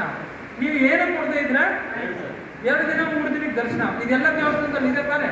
ದೇವರಿಗೆ ಲಂಚ ಕೊಡೋದು ತಾನೆ. ದೇವರಿಗೆ ಲಂಚ ಕೊಡೋಕ್ಕೆ ಶುರು ಮಾಡಿದ್ವಿ ನಾವು. ಅದು ಆ ಲಂಚ ಕೊಟ್ಟೋಗೆ ತುಂಬ ಶ್ರೇಷ್ಠ ಅಂತ. ಈ ಥರದಲ್ಲಿ ಒಂದು ವ್ಯಾಪಾರ ಆಗೋಗಿದೆ. ಅದು ನಾವು ವ್ಯಾಪಾರ ಆದ್ರೂ ನಮಗೇನಾಗಿದೆ ಭಕ್ತಿ. ಈಗ ನೋಡ್ರಿ, ಇದು ನಡೀತಿದೆ ಮೈಸೂರಲ್ಲೆಲ್ಲ, ಚಾಮುಂಡೇಶ್ವರಿ ಇದು ನಡೀತಿದೆ. 2,000 ರೂಪಾಯಿ 3,000 ರೂಪಾಯಿ 4,000 ರೂಪಾಯಿ ಅದೆಲ್ಲದಕ್ಕೂ ರೆಡಿ ಇರ್ತೀವಿ ನಾವು. ಅದನ್ನ ಮಗುವನ್ನ ಸ್ಕೂಲಿಗೆ ಕಳಿಸ್ಬೇಕು ಅಂದರೆ ನಮ್ಮ ಹತ್ರ ದುಡ್ಡಿಲ್ಲ, ನಮ್ಮ ಹತ್ರ ಯೂನಿಫಾರ್ಮ್ ಕೊಡಿಸ್ಬೇಕು ದುಡ್ಡಿಲ್ಲ. ಅದನ್ನ ದೇವರು ಮಾಡ್ಬೇಕಂದ್ರೆ ದುಡ್ಡು ಮಾತ್ರ ಬರುತ್ತೆ. ಇವನು ಸ್ವಲ್ಪ ಸೂಕ್ಷ್ಮವಾಗಿ ಯೋಚನೆ ಮಾಡಬೇಕಾಗತ್ತೆ. ಈ ಥರದೊಂದು ಬದಲಾವಣೆನ ನಾವು ನೋಡ್ಬೇಕಾದ್ರೆ ಸಾಮಾಜಿಕವಾಗಿ ವ್ಯತ್ಯಾಸ ಆಗುತ್ತೆ. ಏನಾಗುತ್ತೆ ವ್ಯತ್ಯಾಸ ಅಂತ ನೋಡಿ. ಆಕ್ಚುಲಾಗಿ ಇದು ನಮ್ಮಲ್ಲಿ 76 ವರ್ಷದಿಂದ ಪ್ರಾಕ್ಟೀಸ್ ಅಲ್ಲಿರೋದು. ಯಾರನ್ನಾದ್ರೂ ಕೊಟ್ಟಿದ್ವಿ, ಇವ್ನಿಗೆ ಹಣ್ಣು ಈಸಿಯಾಗಿ ಸಿಗ್ತಿದೆ, ಇವ್ನಿಗೆ ಇನ್ನೂ ಇಷ್ಟು ಡಿಸ್ಟೆನ್ಸ್ ಇದೆ, ಇವ್ನಿಗೆ ಸಿಗ್ತಾನೆ ಇಲ್ಲ. ಆಕ್ಚುಲಾಗಿ ಆಗ್ಬೇಕಾಗಿದ್ದು ಈ ಪದ್ಧತಿ ನೋಡ್ರಿ. ಇಲ್ಲಿ ಎಲ್ಲರಿಗೂ ಹಣ್ಣು ಸರಿಯಾಗಿ ಸಿಗ್ತಿದೆ ತಾನೆ. ಸಮತೆ ಅಂದರೆ ಹೆಂಗಿರುತ್ತೆ, ಆದರೆ ನೀವು ಯಾರ್ಯಾರು ಎಷ್ಟೆಷ್ಟು ಅಂತರಗಳಿದಾವೋ ಅಂತರಗಳು ಕಡಿಮೆ ಮಾಡಿ ಸಮಾನತೆ ತರಬೇಕಾಗುತ್ತೆ. ಆ ಥರದೊಂದು ಯೋಚನೆಯನ್ನ ನಾವು ನೋಡ್ಬೇಕಾಗುತ್ತೆ ಅನ್ನೋಂಥದ್ದು. ಈ ವಿಶ್ಲೇಷಣೆಗಳನ್ನ ಇಟ್ಕೊಂಡು ಸ್ವಲ್ಪ ನಾವು ಬೇರೆ ಥರ ನೋಡ್ಬೇಕಾಗುತ್ತೆ ಅನ್ನೋದು. ಇನ್ನು ನೇರವಾಗಿ ಅಂಕಿ ಸಂಖ್ಯೆಗಳು ಬರೋದಾದ್ರೆ, ಕರ್ನಾಟಕದಲ್ಲಿ 2015ರಲ್ಲಿ ಒಂದು ಜನಗಣತಿ ಆಗಿದೆ. ಈ 2015ರಲ್ಲಿ ಏನು ಕಾಂಟ್ರಾಕ್ಟ್ ಕಮಿಷನ್ ಸರ್ವೆ ಆಯಿತು, ಅವಾಗ ಅವ್ರು ಹೇಳ್ತಿರೋದ್ರಿಂದ ಶೆಡ್ಯೂಲ್ಡ್ ಕಾಸ್ಟ್ 101 ಜಾತಿಗಳಿದ್ದಾವೆ. ಸಣ್ಣ ಪುಟ್ಟ ಎಲ್ಲ ಜಾತಿಗೆ 180 ಆಗ್ತವೆ. ಒಟ್ಟು ಜನಸಂಖ್ಯೆ 1,08,00,000. 1,08,00,000 ಜನಸಂಖ್ಯೆ ಇರೋದ್ರೆ 15% ಆಗಿದೆ. ಈಗ ನಮ್ಮಲ್ಲಿ SC ರಿಸರ್ವೇಶನ್ ಎಷ್ಟಿದೆ? 15% ಇದೆ. ನಾಗಮೋಹನ್ ದಾಸ್ 17 ಮಾಡಿ ಅಂತ ಹೇಳಿದ್ರು, ಆದರೆ ಕೋರ್ಟಲ್ಲಿ ಕೇಸ್ ನಿಂತಿದೆ, ಹಂಗಾಗಿ 15%ಗೆ ನಿಂತಿದೆ. ಮುಸ್ಲಿಂ ಪಾಪ್ಯುಲೇಷನ್, ಮುಸ್ಲಿಮು ಅದು ಆಕ್ಚುಲಿ ನಮ್ಗೆ ಒಂದೇ ಅಂತ ಕಾಣ್ತಿದ್ರು. 84 ಜಾತಿಗಳಿದ್ದಾವೆ, 75 ಲಕ್ಷ ಪಾಪ್ಯುಲೇಷನ್ ಇದೆ. 75 ಲಕ್ಷ ಪಾಪ್ಯುಲೇಷನ್ ಅಂದ್ರೆ 12.5. ನಮ್ಮಲ್ಲಿ ಎಷ್ಟು ಜನ MLAಗಳಿದ್ದಾರೆ ಮುಸ್ಲಿಮ್ಸು? 3-4 ಜನ ಇರಬೇಕು ಅಂತ ಅನ್ಸುತ್ತೆ. 3 ಜನ. ಪರ್ಸೆಂಟೇಜ್ ಪಾಪ್ಯುಲೇಷನ್ ಎಷ್ಟು? 12% ಪಾಪ್ಯುಲೇಷನ್ ಇರೋದು 3 ಜನ ಇದ್ದಾರೆ ಅಂತ. ಜೊತೆಗೆ ಲಿಂಗಾಯತರು 90 ಜಾತಿಗಳಿದ್ದಾವೆ. ಲಿಂಗಾಯತದಲ್ಲಿ 59 ಲಕ್ಷ ಪಾಪ್ಯುಲೇಷನ್ ಇದೆ, 9.8 ಅವ್ರ ಜನಸಂಖ್ಯೆ ಇರೋದು. ಒಕ್ಕಲಿಗರು 10 ಜಾತಿಗಳಿದ್ದಾವೆ, 49 ಲಕ್ಷ ಇದೆ, 8.16% ಪಾಪ್ಯುಲೇಷನ್ ಇದೆ. ಸಿಂಗಲ್ ಎಂಟ್ರಿ, ಇದು ಸೂಕ್ಷ್ಮ ಗಮನಿಸಬೇಕು. ಸಿಂಗಲ್ ಎಂಟ್ರಿ ಬೇರೆ ಯಾವುದೂ ಇಲ್ಲ, ಡೈರೆಕ್ಟ್ ಕುರುಬರು ಅಂತ ಬರ್ತಿರೋರು ಇಲ್ಲಿ ನಮ್ಮಲ್ಲಿ 43 ಲಕ್ಷ ಇದ್ದಾರೆ. ಒಕ್ಕಲಿಗರು ಅಂತ 49 ಲಕ್ಷ ಇದ್ದಾರೆ, 10 ಜಾತಿಗಳಿದ್ದಾವೆ. ಲಿಂಗಾಯತರು 59 ಲಕ್ಷ ಇದ್ದಾರೆ, 90 ಜಾತಿಗಳಿದ್ದಾವೆ. ಇಲ್ಲಿ 84 ಇದ್ದಾವೆ. ಆದರೆ ಸಿಂಗಲ್ ಎಂಟ್ರಿಯಲ್ಲಿ ಲಾರ್ಜೆಸ್ಟ್ ಕಾಸ್ಟ್ ಎಕ್ಸಿಸ್ಟೆನ್ಸ್ ಅಲ್ಲಿರೋದು ಕುರುಬ ಕಮ್ಯುನಿಟಿ. ಅದರ ಒಟ್ಟು ಪಾಪ್ಯುಲೇಷನ್ 43 ಲಕ್ಷ ಸಿಂಗಲ್ ಎಂಟ್ರಿ. ಈ ಸಿಂಗಲ್ ಎಂಟ್ರಿ ಯಾಕೆ ತುಂಬಾ ಇಂಪಾರ್ಟೆಂಟ್ ಆಗುತ್ತೆ ಅಂದ್ರೆ, ಈ ಯಾವುದೇ ಸಬ್ ಕಾಸ್ಟ್ ಐಡೆಂಟಿಟಿಗಳಿಲ್ಲ. 7.1% ಜನಸಂಖ್ಯೆ ಇದೆ. ST 50 ಜಾತಿಗಳಿದ್ದಾವೆ. ಅದರಲ್ಲಿ ಸಣ್ಣ ಸಣ್ಣ ಜಾತಿಗಳ 105 ಆಗುತ್ತೆ, 42 ಲಕ್ಷ ಆಗುತ್ತೆ, 7% ಇದೆ. ಬ್ರಾಹ್ಮಣರಲ್ಲಿ 2.1%. ಈಗ ನೋಡಿ, ಈ ಪರ್ಸೆಂಟೇಜ್ ಇಟ್ಟರೆ ಬ್ರಾಹ್ಮಣರು 2.1% ಜನಸಂಖ್ಯೆ. ಅವ್ರ ರಿಸರ್ವೇಶನ್ ಎಷ್ಟಿದೆ? ಇಲ್ಲಿ ಎಷ್ಟಿದೆ? 10%. 2.1% ಜನಸಂಖ್ಯೆಗೆ 10% ರಿಸರ್ವೇಶನ್. ಆಕ್ಚುಲಿ ಟ್ರಿಕ್ ಏನ್ ಮಾಡಿದ್ದಾರೆ ಅಂದ್ರೆ, EWS ಕ್ಯಾಸ್ಟ್ ಲಿಸ್ಟ್ ಮಾಡುವಾಗ ಏನ್ ಹೇಳಿದ್ದಾರೆ ಅಂದ್ರೆ, SC ST OBC ಲಿಸ್ಟ್ ಅಲ್ಲಿ ಇಲ್ಲದೆ ಇರೋ ಜಾತಿಗಳು ಅಂತ ಹೇಳ್ಬಿಟ್ಟಿದ್ದಾರೆ. ಇಲ್ಲದೆ ಇರೋದು ಯಾರಾದ್ರೆ ಬರೀ ಬ್ರಾಹ್ಮಣರು ಸಿಗುತ್ತೆ. ಬ್ರಾಹ್ಮಣರು ಜೊತೆ ಒಂದು 4-5 ಜಾತಿ ಸಿಗ್ತಾರೆ. ಅವರೆಲ್ಲ ಸೇರಿದ್ರೆ 2.1% ಅಷ್ಟೇ ಇರುತ್ತೆ. ಅಂದ್ರೆ ಈಗ ನೋಡ್ರಿ, ಇಷ್ಟು ಸಣ್ಣ ಪರ್ಸೆಂಟೇಜ್, ಅಷ್ಟು ದೊಡ್ಡ ರಿಸರ್ವೇಶನ್. OBCಗಳು ಮಾತಾಡಲಿಲ್ಲ, ದಲಿತರು ಮಾತಾಡಲಿಲ್ಲ, ಇವರು ಪರಿಶಿಷ್ಟ ಪಂಗಡದವರು ಮಾತಾಡಲಿಲ್ಲ, ಮುಸ್ಲಿಮರು ಮಾತಾಡಲಿಲ್ಲ, ಆರಾಮಾಗಿ ಕೊಟ್ಟಿದ್ದೀವಿ. ಈಗಾಗಲೇ ರೆಪ್ರೆಸೆಂಟೇಷನ್ ಯಾರು ಜಾಸ್ತಿ ಇರೋದು? ಅವರೇ. ಮ್ಯಾಕ್ಸಿಮಮ್ ಗೌರ್ಮೆಂಟ್ ಎಂಪ್ಲಾಯ್ಮೆಂಟ್ ಅಲ್ಲಿ ಅವರೇ ಇರೋದು ಟಾಪ್ ಮೋಸ್ಟ್ ಪೊಸಿಷನ್ಸ್ ಅಲ್ಲಿ. ಈಗ ಮತ್ತೆ ತಗೊಂಡು ನಾವು ಅವ್ರ ಕೈಗೆ ಎಲ್ಲರೂ ವ್ಯವಸ್ಥಿತವಾಗಿ ಕೊಡ್ತಿದ್ವಿ, ಅದ್ರ ಬಗ್ಗೆ ನಾವು ಯಾರು ಮಾತಾಡೋ ಸ್ಥಿತಿಲಿಲ್ಲ. ಈಗ ಧರ್ಮಗಳನ್ನು ನಾವು ಗಮನಿಸೋದಾದ್ರೆ ಒಟ್ಟಾರೆ ಇದು ಒಳಗಡೆ ನಮ್ಗೆ ಇರೋಂಥ ಇದು ನೋಡೋದಾದ್ರೆ ಪಾಪ್ಯುಲೇಷನ್ ಇದನ್ನ ಒಂದು 100% ಮುಸ್ಲಿಮ್ ಇದ್ದಾರೆ, ಕ್ರಿಶ್ಚಿಯನ್ ಆಕ್ಚುಲಿ ಕ್ರಿಶ್ಚಿಯನ್ ಚರ್ಚ್ಗಳೊಳಗೆ ಪಾಪ್ಯುಲೇಷನ್ ಜಾಸ್ತಿ ಇದೆ ಅಂತ ಅನ್ಸುತ್ತೆ ನಮಗೆ. ಆದರೆ 1.2 ಈ ಅಪೋಸಿಷನ್ದಲ್ಲಿ ಬೇರೆಯವ್ರು ಇದ್ರಲ್ಲ, ಅವರು ಸಹ ಯಾಕೆ ಮಾತಾಡಲಿಲ್ಲ? ಲೋಕಸಭೆಯಲ್ಲಿ ರಾಜ್ಯಸಭೆಯಲ್ಲಿ ಒಂದೇ ದಿವಸನಾಗ ಪಾಸ್ ಆಗಿಬಿಟ್ಟು ಬಿಲ್ ಅದು 10%. ಒಂದೇ ದಿವಸದಲ್ಲಿ ಪ್ರೆಸಿಡೆಂಟು ಸೈನ್ ಆಯ್ತು. ಅಂದ್ರೆ ಇವರೇನ ಬಾಯಿ ಮುಚ್ಕೊಂಡು ಬಳೆ ತೊಗೊಂಡು ಕೂತಿದ್ರ? ನಾನು ಮೊದಲೇ ಸ್ಟಾರ್ಟಿಂಗ್ ಅಲ್ಲಿ ಹೇಳಿದೆ, ಸಾಮಾಜಿಕ ಬಂಡವಾಳ ಹೊಂದಿದೆ, ಸಾಂಸ್ಕೃತಿಕ ಬಂಡವಾಳ ಹೊಂದಿದೆ ಅಂತ. ನೀವು ಎಲ್ಲಿ ಯಾರೇ ಕೂತೀರಿ, ಯಾರ ಪರವಾಗಿ ಯೋಚನೆ ಮಾಡೋದು? ಆಮೇಲೆ ಎಲ್ಲ ಪಾರ್ಟಿಗಳ ಥಿಂಕ್ ಟ್ಯಾಂಕ್ಸ್ ಯಾರು? ಇನ್ನು ಮುಂದಾದ್ರೂ ನಾವು ಏನಾದರೂ ಚೇಂಜ್ ಬಯಸ್ಬೋದಾ ಅಂತ? ಈಗ ಸಾಧ್ಯ ಇಲ್ಲ ಅಂತ. ಖಂಡಿತ ಬಯಸ್ಬೋದು, ಅದಕ್ಕೆ ದೊಡ್ಡ ಪ್ರಮಾಣದ ಚಳುವಳಿಗಳಾಗಬೇಕಾಗತ್ತೆ. ಯಾಕೆ ಅಂದ್ರೆ ಎಲ್ಲರೂ ಅವರಿಗೆ ಕೂತಿರೋದು. ಈಗ ಬದಲಾವಣೆ ಯಾರು ಕೇಳಬೇಕು? ಈಗ OBCಗಳು ಹೆಂಗಿದೀವಿ ಅಂದ್ರೆ OBCಗಳು ಹೆಂಗಿರ್ತೀವಿ ಅಂದ್ರೆ ಎಸ್ಟಿಗೆ ಏನಾದ್ರು ಜಾಸ್ತಿ ಮಾಡಿದ್ರೆ ನೋಡೋರು ಜಾಸ್ತಿ ಮಾಡ್ತಾರೆ, ನಮ್ಗೆ ಸಮಸ್ಯೆ ಆಗುತ್ತೆ ಅಂತೀವಿ. ಆದ್ರೆ ಮೇಲಿರೋರು ಮಾಡಿದ್ರೆ ಯೋಚನೆ ಮಾಡೋದು, ಮೇಲಿರೋಕ್ಕಾದ್ರೂ ನೋಡ್ಬೇಕು. ನಾವು ಅದಕ್ಕೆ ಹೇಳಿದ್ವು, ನಮ್ಮ ತಲೆ ಮೇಲಿರೋದು ಏನ್ ಮಾಡ್ತಿರೋದು ನಾವು ಯೋಚನೆ ಇಲ್ಲ, ಕೆಳಗಿರೋರು ಸಿಗ್ಬಾರ್ದು. ನಮ್ಗಿಂತ ಬಡವನಿಗೆ ಏನೂ ಸಿಗ್ಬಾರ್ದು, ನಮ್ಗಿಂತ ಸಾಹುಕಾರರಿಗೆ ಏನಾದರೂ ಸಿಗಲಿ ಅಥವಾ ಮೇಲ್ಜಾತಿಯವ್ರಿಗೆ ಏನಾದರೂ ಸಿಗಲಿ, ಈ ಆಲೋಚನೆ ಕ್ರಮ ಹೋಗ್ಬೇಕು. ನನ್ನೊಂದಷ್ಟು ಅವಕಾಶಗಳಿದ್ದಾವೆ, ನನ್ನ ಗಂಡ ತಮ್ಮಂದ್ರೆ ಇನ್ನೊಂದಷ್ಟು ಅವಕಾಶಗಳು ಸಿಗಲಿಲ್ಲ, ಅವ್ರಿಗೂ ಸಿಗ್ಬೇಕು ನನ್ನಂತ ಒಂದು ಯೋಚನೆ ಮಾಡಬೇಕು. ಅದಾಗಲಿದ್ರೆ ಸಮಸ್ಯೆ ಆಗುತ್ತೆ. ಇನ್ನು ಬೇರೆ ಮುಸ್ಲಿಂ ಧರ್ಮಗಳೆಲ್ಲ ನಮ್ಮಲ್ಲಿ ಸಣ್ಣ ಪಾಪ್ಯುಲೇಷನ್ ಇದ್ದಾವೆ, ಅದು ನನಗೆ ಕ್ರಿಶ್ಚಿಯನ್ ಪಾಪ್ಯುಲೇಷನ್ ಮಾತ್ರ. ಅವರಿರೋ ಚರ್ಚು, ಅವ್ರು ಹೇಳ್ತಿರೋ ವಿಧಾನಗಳು ನೋಡಿದ್ರೆ ಬರೀ ನಮ್ಮಲ್ಲಿ 1.87% ಇದೆ. ಆಕ್ಚುಲಿ ಈ ದೊಡ್ಡ ಆಪತ್ತು ಎಲ್ಲಿದೆ ಅಂದರೆ ಮಹಾರಾಷ್ಟ್ರದಲ್ಲಿ ಮೈನಾರಿಟಿ ರಿಸರ್ವೇಷನ್ ತೆಗೆದಾಕಿದ್ರು, ಸೆಂಟ್ರಲ್ ಗೌರ್ಮೆಂಟಲ್ಲಿ ಮೈನಾರಿಟಿ ರಿಸರ್ವೇಷನ್ ತೆಗೆದಾಕಿದ್ರು. ಆದರೆ ಅವ್ರು ಯಾವ ದೊಡ್ಡ ಹೋರಾಟನೂ ಮಾಡಿಲ್ಲ, ಕೇಳಲಿಲ್ಲ. ಅಯ್ಯೋ ಈ ದೇಶಕ್ಕೆ ನಾವೇನೋ ಇದ್ದೀವಿ ಅಂತ ಹೇಳಿ ಸುಮ್ಮನೆ ಅವ್ರ ಪಾಡಿಗೆ ಅವ್ರು ಅಕ್ಸೆಪ್ಟೇ ಮಾಡಿ.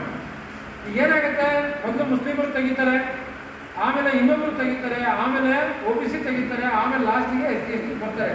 OBCಗಳು ಏನಂತಾರೆ, ನಮ್ಮ ತೆಗೆದ್ರೆ ಅವ್ರನ್ನೂ ತೆಗಿತಾರಂತ. ಈಗ ಎಲ್ಲರೂ ಮುಸ್ಲಿಮರು ತೆಗಿಲಿ ಬಿಡು, ನಾವೆಲ್ಲ ಸಪೋರ್ಟ್ ಮಾಡ್ತಾ ಇದ್ವಿ.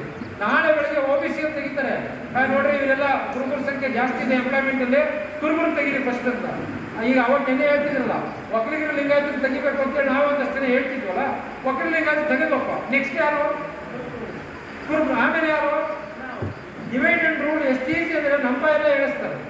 ಆಕ್ಚುಲಿ ಈಗ ಒಕ್ಕಲಿಗರು ಲಿಂಗಾಯತರು OBCಯಲ್ಲಿ ಇದಾರಲ್ಲ, ಅವ್ರ ಪರ್ಸೆಂಟೇಜ್ ತುಂಬ ಕಡಿಮೆ ಕೊಟ್ಟಿರೋದು.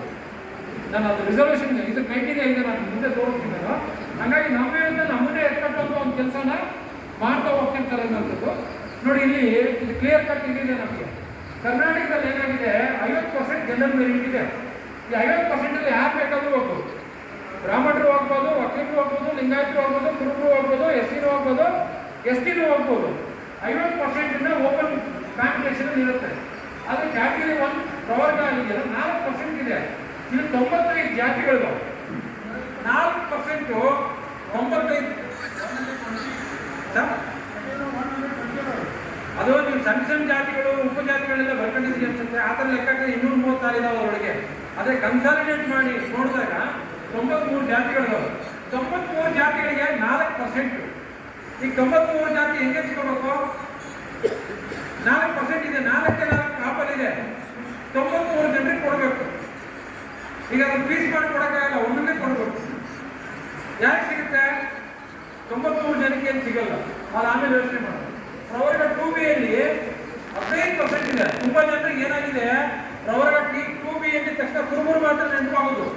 ಕುರುಬರಿಗೆ 15% ನೋಡಿದ್ರೆ ಕುರುಬರಿಗೆ 15% ಕೊಟ್ಬಿಟ್ರೆ ಅಂತಾನೆ ಎಲ್ಲರೂ ನೋಡ್ತಿರೋದು. ಆದರೆ ಜಾತಿಗಳಿರ್ತದೆ 102 ಇದಾವೆ. ಇಲ್ಲಿ ಕರ್ನಾಟಕ ಕ್ರಿಶ್ಚಿಯನ್ ಸಮೇತ ಇಲ್ಲೇ ಇಲ್ಲ, ಮತಾಂತರಗೊಂಡಿರುವಂಥ ಕ್ರಿಶ್ಚಿಯನ್ಸ್ ಬಂದಿದ್ದಾರೆ. ಕುರುಬರು, ಈಡಿಗರು, ಮಡಿವಾಳರು, ಕುಂಬಾರು, ವಿಶ್ವಕರ್ಮ, ಕ್ಷೌರಿಕ, ದೇವಾಂಗ, ತಿಗಳ ಎಲ್ಲ ಸೇರಿ 102 ಜಾತಿಗಳಿದಾವೆ. 102 ಜಾತಿಗಳು 15% ಇರೋದು. ಅದೇ ಈಗ ನೋಡಿ, ಅವಾಗ ನಾವು ಜನಸಂಖ್ಯೆ ನೋಡ್ತಿದ್ವಲ್ಲ, 43 ಲಕ್ಷ ಏನು ಕುರುಬರ ಪಾಪ್ಯುಲೇಷನ್ ಇದೆ, ಅದ್ರ ಜೊತೆಗೆ ಅವ್ರಿಗೆಲ್ಲ ಸೇರಿದ್ರೆ ಎಷ್ಟಾಗುತ್ತೆ ಅದ್ರ ಮೇಲೆ ಕ್ಯಾಲ್ಕುಲೇಟ್ ಆಗುತ್ತೆ. ಪ್ರವರ್ಗ 2B ಮುಸ್ಲಿಮರು 4% ಇದೆ. ಇವ್ರ ಪಾಪ್ಯುಲೇಷನ್ ಎಷ್ಟಿದೆ? 12% ಇದೆ. 12% ಜನಸಂಖ್ಯೆಗೆ 4% ಮಿಸ್ ಆಗಿದೆ. ಪ್ರವರ್ಗ 3A 4% ಇದೆ. ಒಕ್ಕಲಿಗರು, ರೆಡ್ಡಿಗಳು, ಬಂಟ, ಬಲಿಜ, ಕೊಡವ ಇತ್ಯಾದಿ 12 ಜಾತಿಗಳಿದ್ದಾವೆ. 4% ಇದೆ. ಇದು ಹೆಂಗಾಗುತ್ತೆ ಅಂದ್ರೆ ಇಲ್ಲಿ ಜನಸಂಖ್ಯೆ ಏನಿರುತ್ತಲ್ಲ ಅದಕ್ಕಿಂತ ಸ್ವಲ್ಪ ಮೀಸಲಾತಿ ಪ್ರಮಾಣ ಜಾಸ್ತಿ ಇರುತ್ತೆ. ಅದಕ್ಕಿಂತ ಇದು ಸ್ವಲ್ಪ ಕಡಿಮೆ ಇಲ್ಲಿಗೆ ಇರುತ್ತೆ, ಅದಕ್ಕಿಂತ ಕಡಿಮೆ ಇಲ್ಲಿಗೆ ಇರುತ್ತೆ, ಅದಕ್ಕಿಂತ ಕಡಿಮೆ ಇಲ್ಲಿಗೆ ಇರುತ್ತೆ. ಯಾಕಂದ್ರೆ ಇವೆಲ್ಲ ಮುಂದುವರೆದಿರೋ ಜಾತಿಗಳು ಒಂದು ಅಡ್ವಾಂಟೇಜ್ ಏನಿರುತ್ತೆ, ಅವರು ಜನರಲ್ ಕಾಂಪಿಟೇಷನ್ ಅಲ್ಲಿ ಕ್ರೀಮಿ ಲೇಯರ್ ಇದೆ. ಕ್ಯಾಟಗಿರಿ 1 ಹೊರತುಪಡಿಸಿ ಕುರುಬರಾಗಿದ್ರೆ ಆ ಕ್ಯಾಟಗಿರಿಯಲ್ಲಿ ಬರಲ್ಲ. 8 ಲಕ್ಷಕ್ಕಿಂತ ಆದಾಯ ಕಡಿಮೆ ಇದ್ರೆ ಮಾತ್ರ ಇಲ್ಲಿ ಬರ್ತಾರೆ, ಇಲ್ಲಾಂದ್ರೆ ಎಲ್ಲಿ ಹೋಗ್ತಾರೆ? ಜನರಲ್ ಮೆರಿಟ್ ಹೋಗ್ತಾರೆ. ಹಂಗಾಗಿ ನೋಡ್ರಿ, ಇಲ್ಲಿ ಮಾತ್ರ ಈ ಕ್ರೈಟೀರಿಯಾ ಇಟ್ಟು ನೀವು EWS ತಂದು ಮೇಲಿರೋರಿಗೆಲ್ಲ ಮೇಲೆ ಅವಕಾಶ ಕೊಟ್ಟು ಕೆಳಗಿರೋರಿಗೆಲ್ಲ ಕೆಳಗೆ ಅವಕಾಶ ಕೊಡ್ತೀವಿ. ಇಲ್ಲಿ ನಮ್ದು 8 ಲಕ್ಷ ಕ್ರಾಸ್ ಆದ್ರೆ ನೀವು ರಿಸರ್ವೇಶನ್ ಅಲ್ಲ, ನೀವು OBC ಅಲ್ಲ, ನೀವು GM ಹೋಗಿರ್ತೀರಿ. ಅದೇ ತರ ಇದರಲ್ಲೂ 3A 3B ಅಲ್ಲಿ ನೋಡಿ, ಲಿಂಗಾಯತ 42 ಜಾತಿಗಳಿದ್ದಾವೆ, 5% ರಿಸರ್ವೇಶನ್. ಏನ್ ಬೇಕು ಅನ್ನೋದನ್ನ ನಾವು ತೀರ್ಮಾನ ಮಾಡಿದ್ವಿ. ನಮಗೆ ನಮ್ಮ ದಾಸ್ಯ ಏನಿದೆಯಲ್ಲ, ಗುಲಾಮಗಿರಿ ಇದೆ, ಸಾಂಸ್ಕೃತಿಕವಾಗಿ ನಮ್ಮನ್ನ ಅಡಿಗಾಲನ್ನು ಮಾಡ್ಕೊಂಡಿದ್ದಾರೆ. ಅದನ್ನ ಮೀರುವಂತ ಒಂದು ಕೆಲಸನ ನಾವು ಮಾಡಬೇಕಾಗುತ್ತೆ. ಆ ಥರ ನಾವು ಇನ್ನೊಂದಷ್ಟು ಯೋಚನೆಗಳನ್ನು ಮಾಡಬೇಕು ಅನ್ನೋಂಥದ್ದು. ಇನ್ನೊಂದು 2 ಸ್ಲೈಡ್ ಇದೆ, ನಾನು ಕನ್ಕ್ಲೂಡ್ ಮಾಡ್ತೀನಿ. ಇಲ್ಲಿ ನೋಡ್ರಿ, ಒಟ್ಟು ಉದ್ಯೋಗ ಅಂದ್ರೆ ಆರ್ಥಿಕ ಕ್ಷೇತ್ರದಲ್ಲಿ ಕೈಗಾರಿಕೆಗಳ ಮಾಲೀಕತ್ವವನ್ನು ನೋಡಿದ್ರೆ 3.5% ಬ್ರಾಹ್ಮಣರಿರೋದು. ಅವ್ರ ಕೈಗಾರಿಕೆಗಳು ಎಷ್ಟಿದಾವೆ? ಎಷ್ಟು ಪರ್ಸೆಂಟ್? 41.2% ಕಾಣಿಸ್ತಿದ್ಯಾ? 3% ಪಾಪ್ಯುಲೇಷನ್ಗೆ ಅವ್ರ ಕೈಗಾರಿಕೆಗಳ ಮಾಲೀಕತ್ವ ಇರೋದು 41%. ಅದೇ ತರ ಕ್ಷತ್ರಿಯರು 5.5% ಪಾಪ್ಯುಲೇಷನ್ ಇದ್ದಾರೆ, ಕೈಗಾರಿಕೆಗಳು 18.5 ಇದಾವೆ ಅವ್ರ ಮಾಲೀಕತ್ವದಲ್ಲಿ. ವೈಶ್ಯರು 6% ಇದ್ದಾರೆ. ಇವರೆಲ್ಲ EWS ಎಲಿಜಿಬಲ್. EWS ಕೋಟಾ ಅಂತ ಏನು ಹೇಳ್ತಿದ್ರಿ ನೀವು, 10% ಅದರಲ್ಲಿ ಎಲಿಜಿಬಲ್ ಇರೋರು. 6% ಜನಸಂಖ್ಯೆಗೆ 17% ಇದೆ. OBC ಜನಸಂಖ್ಯೆ ಎಷ್ಟು? 55% ಜನಸಂಖ್ಯೆ ಇದೆ. ಕೈಗಾರಿಕೆಗಳ ಮಾಲೀಕತ್ವ ಎಷ್ಟು? ಬರೀ 4.2 ಇರೋದು. ಆದ್ರೆ ನಾವೇನ್ ಮಾಡ್ತೀವಿ, ನಮ್ಮಲ್ಲೇ ಒಬ್ಬ ಇಂಡಸ್ಟ್ರಿ ಮಾಡಿದ್ರೆ ಅವ್ನು ಯಾವಾಗ ಆಗ್ಬೇಕು ಅಂತ ಟ್ರೈ ಮಾಡ್ತಿರ್ತೀವಿ. ಆದ್ರೆ ಇಲ್ಲಿ ನೋಡಿ ಎಷ್ಟಿದಾವ. ಇಲ್ಲಿ ನೋಡಿ, SC ಸೇರಿದ್ರೆ ಟೋಟಲ್ 30% ಪಾಪ್ಯುಲೇಷನ್ ಇದೆ. ಇವ್ರದ್ದು ಕೈಗಾರಿಕೆಗಳು ಎಷ್ಟು? 0.2. ನೀವು ಯೋಚನೆ ಮಾಡ್ರಿ, ಯಾರಿಗೆ ಏನ್ ಸಿಗ್ಬೇಕಾಗಿತ್ತು? EWS ಕೋಟ ಯಾರಿಗೆ ಕೊಟ್ಟಿದ್ದೀವಿ ನಾವೀಗ? ಆರ್ಥಿಕವಾಗಿ ಹಿಂದುಳಿದಿರೋರು. ಇವರು ಆರ್ಥಿಕವಾಗಿ ಹಿಂದುಳಿದಿರೋರ ಟೋಟಲ್ 41, 51, 60, 70, 77% ಎಕನಾಮಿಕ್. 77% ಭಾರತದ ಆರ್ಥಿಕತೆಯನ್ನು ನಿಯಂತ್ರಿಸ್ತಿರೋರು ಆರ್ಥಿಕವಾಗಿ ಹಿಂದುಳಿದಿರೋರು ಮೀಸಲಾತಿಯನ್ನು ತಗೊಳ್ತೀವಿ. 3% ಜನಸಂಖ್ಯೆ, 10% ರಿಸರ್ವ್. ಜನಸಂಖ್ಯೆಗೆ ಅನುಗುಣವಾಗಿ ಪ್ರಾತಿನಿಧಿತ್ಯ ಕೊಡಬೇಕು ಅಂತ ಇದೆ. ಅಂದ್ರೆ ಪಾಪ್ಯುಲೇಷನ್ 15% ಇದ್ರೆ 100 ಉದ್ಯೋಗಗಳಿದ್ರೆ 15 ಕೊಡಬೇಕು ಅಂತ ಹೇಳಿ ಅವತ್ತಿಂದ ಅದು ವಾಡಿಕೆ ಹಂಗೆ ಇದೆ. ಅಂದ್ರೆ OBCಗಳಿಗೆಲ್ಲ ಹಂಗಲ್ಲ, ಪ್ರಪೋರ್ಷನೇಟ್ ಆಗಿ ನೋಡಿ ಇದನ್ನ ಮಾಡಿಕೊಡ್ತಾರೆ. ಇದು ಹೈರಾರ್ಕಿಯಲ್ಲಿ ಇರುತ್ತೆ, ಇಲ್ಲಿ ಸ್ವಲ್ಪ ಜಾಸ್ತಿ ಇರುತ್ತೆ, ಕಡಿಮೆ. ಇಲ್ಲಿ ನೋಡ್ರಿ 5% ಇದ್ರೆ ಟೋಟಲ್ ಪಾಪ್ಯುಲೇಷನ್ 65-70 ಲಕ್ಷ ಬರುತ್ತೆ. ಅಂದ್ರೆ ರೇಷಿಯೋ ಒಳಗೆ ಕಡಿಮೆ ಮಾಡಿದ್ದಾರೆ ಅನ್ನೋದು. ಇನ್ನು SC 15% ಇದೆ, 101 ಜಾತಿಗಳಿಗೆ. ಪ್ರಾಬ್ಲಮ್ ಏನಾಗಿದೆ, ಇಂಟರ್ನಲ್ ರಿಸರ್ವೇಶನ್ ಒಂದು ದೊಡ್ಡ ಚರ್ಚೆ ಏನು ನಡೀತಿತ್ತು. ಇದರಲ್ಲೂ ಏನಾಯ್ತು, ಕೆಲವೇ ಜಾತಿಗಳ ಅವಕಾಶಗಳನ್ನು ಬಳಸ್ಕೊಂಡಿದ್ದಾರೆ ಹುಡುಗರು ಸಿಗಲಿಲ್ಲ ಅನ್ನೋ ಚರ್ಚೆ ಶುರುವಾಯಿತು. ಆಕ್ಚುಲಾಗಿ OBCಯಲ್ಲಿ ಒಳ ಮೀಸಲಾತಿ ಇರೋದು ಕರ್ನಾಟಕದಲ್ಲಿ ಮಾತ್ರ, ಭಾರತದಲ್ಲಿ ಎಲ್ಲೂ ಇಲ್ಲ. ನಾವು ಸೆಂಟ್ರಲ್ ಗೌರ್ಮೆಂಟ್ ಪೊಸಿಷನ್ ಹೋದ್ರೆ ಈ ಕ್ಯಾಟಗರಿ ಇಲ್ಲ ನಮಗೆ. ನೀವು ಕುರುಬರಾಗಿರೋ, ನೀವು ಇನ್ನೊಂದು ಜಾತಿ ಆಗಿರೋ OBC ಅಷ್ಟೇ. ಅಲ್ಲಿ ನಿಮ್ಗೆ ಈ ಕ್ರೈಟೀರಿಯಾ ಎಲ್ಲ ಬರೋದೇ ಇಲ್ಲ. ಅಂದ್ರೆ category 1, 2A, 3A, 3B, 3C ಆ ಥರ ಬರೋದೇ ಇಲ್ಲ. ಅದು ಡೈರೆಕ್ಟ್ ಇದೆ. ಎಲ್ಲರೂ ಒಂದೇ ಸಾರಿ ಕಾಂಪೀಟ್ ಮಾಡಬೇಕು. ಲಿಂಗಾಯತರು ಅಲ್ಲೇ ಬರ್ತಾರೆ, ಒಕ್ಕಲಿಗರು ಅಲ್ಲೇ ಬರ್ತಾರೆ, ಕುರುಬರು ಅಲ್ಲೇ ಬರ್ತಾರೆ. ಒಂದೇ ಲೈನಲ್ಲಿ ಕಾಂಪೀಟ್ ಮಾಡಬೇಕು.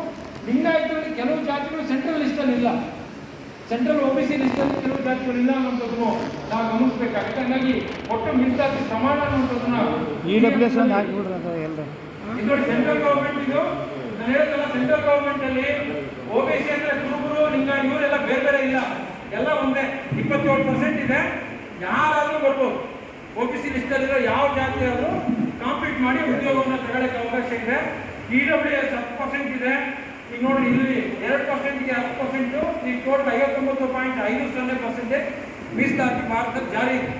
ಇಂದಿರಾ ಸಾಹನಿ ಪ್ರಕರಣ ಏನ್ ಹೇಳಿತ್ತು, 50% ಕ್ರಾಸ್ ಮಾಡಬಾರ್ದು. ಅದಕ್ಕೆ ಅವ್ರು EWS ಏನ್ ಮಾಡಿದ್ರು, ಇದು ಸಾಮಾಜಿಕ ಶೈಕ್ಷಣಿಕ ವಿಚಾರ ಅಲ್ಲ, ಆರ್ಥಿಕ ವಿಚಾರ ತಗೊಳ್ತಿದ್ದೀವಿ ಅಂತೇಳಿ ಸಂವಿಧಾನಕ್ಕೆ 103ನೇ ತಿದ್ದುಪಡಿ ತಂದು ರಾತ್ರೋರಾತ್ರಿ ನೀವೇನು ಅವಾಗಲೇ ಹೇಳಿದ್ವಿ, ಯಾವ ಚರ್ಚೆನೂ ಇದ್ದಂಗೆ ಎಲ್ಲರೂ ಒಪ್ಪಿದ್ರು. ಕಾಂಗ್ರೆಸ್ನವರು ಒಪ್ಪಿದ್ರು, ಬಿಜೆಪಿಯವರು ಒಪ್ಪಿದ್ರು, ಎಲ್ಲ ಯಾರಿದ್ರು ಎಲ್ಲರೂ ಒಪ್ಪಿದ್ರು. ಅದು ಮಾಡುವಾಗ ಪ್ರಧಾನಮಂತ್ರಿ ಯಾರಂದ್ರೆ OBC ಅಲ್ಲ, ಅವರು ಜನರಲ್ ಅವರು ಅಂತ ನಾವು ಹೇಳ್ತಿದ್ದೀವಿ ಸರ್. ಕ್ಲೈಮ್ ಏನಿದೆ ಎಲ್ಲ ಅವ್ರು ಮಾಡ್ಕೊಂಡಾರೆ, ಅವನೇ ಪ್ರೈಮ್ ಮಿನಿಸ್ಟರ್. ಅದು ಆ ಥರ ಹೇಳಿದ್ರೆ ಇನ್ನು ಹೌದು, ಅವನೇ ಮಾಡಿದ ಅವನೇ ಮಾಡಿಸಿದ್ದಾನೆ ಅಷ್ಟೇ. ಅಂತಿಮ ಅಂದ್ರೆ ಅವ್ರು ಮಾಡಿದ್ರೆ ಅವ್ರದ್ದೆಲ್ಲ ಬ್ರೈನ್, ಅದು ಆಲೋಚನೆ RSS ನ ಮೂಲ ಇದರಲ್ಲಿ ಇರುತ್ತೆ, ಅದನ್ನ ಇಲ್ಲಿ ಆಕ್ಟಿವೇಟ್ ಮಾಡ್ತಾರೆ ಅಷ್ಟೇನೆ. ಈಗ ನೋಡಿ, ಇವರು ಅಧಿಕಾರಕ್ಕೆ ಬಂದ್ಮೇಲೆ ಸೆಂಟ್ರಲ್ ಗೌರ್ಮೆಂಟ್ ಸೆಕ್ರೆಟರಿಯೇಟ್ ಅಲ್ಲಿ ಇರೋ ಸೆಕ್ರೆಟರಿಗಳನ್ನ ಲ್ಯಾಟರಲ್ ಎಂಟ್ರಿ ಅಂತ ತಗೊಂಡು, ನೀನು IAS KS ಮಾಡಲೇಬೇಕಾಗಿಲ್ಲ, ನೀನು ಪೊಟೆನ್ಷಿಯಲ್ ನಿನ್ನ ತಂತಲ್ಲಿ ಕೂರಿಸ್ತೀವಿ ಅಂತ. ಆ IAS ಪೊಸಿಷನ್ಸ್ ಕಡಿಮೆ ಆಗ್ಬಿಟ್ಟು ಅವ್ರು ಯಾರು ಬೇಕೋ ಅವ್ನು ತಂದು ಕೂರಿಸ್ಕೊಂಡ್ರು ಏನು ಬೇಕಂತ ಬರ್ಸಿದ್ರು. ಹಿಂದೆನೂ ಅದೇ ತಾನೇ ಬರ್ಸ್ತಿದ್ರು. ಬ್ರಾಹ್ಮಣರು ಏನು ಮಾಡೋರು, ನೀವು ಸ್ಪಾನ್ಸರ್ ಮಾಡಿ ನೀನು ಪುಸ್ತಕ ಬರೆಯೋ, ಅವನು ಬ್ರಾಹ್ಮಣರನ್ನು ಹೋಗಲಿ ಪುಸ್ತಕ ಬರೆದಿದ್ದು ಅಂತಿಮವಾಗಿ ಅದನ್ನೇ ನಾವು ಇವತ್ತು ಓದ್ತಿರೋರು, ಪ್ರಾಕ್ಟೀಸ್ ಮಾಡ್ತಿರೋದು ಎಲ್ಲನೂ ಆಗಿರುವಂಥದ್ದನ್ನು ನಾವು ಸೂಕ್ಷ್ಮವಾಗಿ ಗಮನಿಸಬೇಕಾಗತ್ತೆ ಅನ್ನೋದು.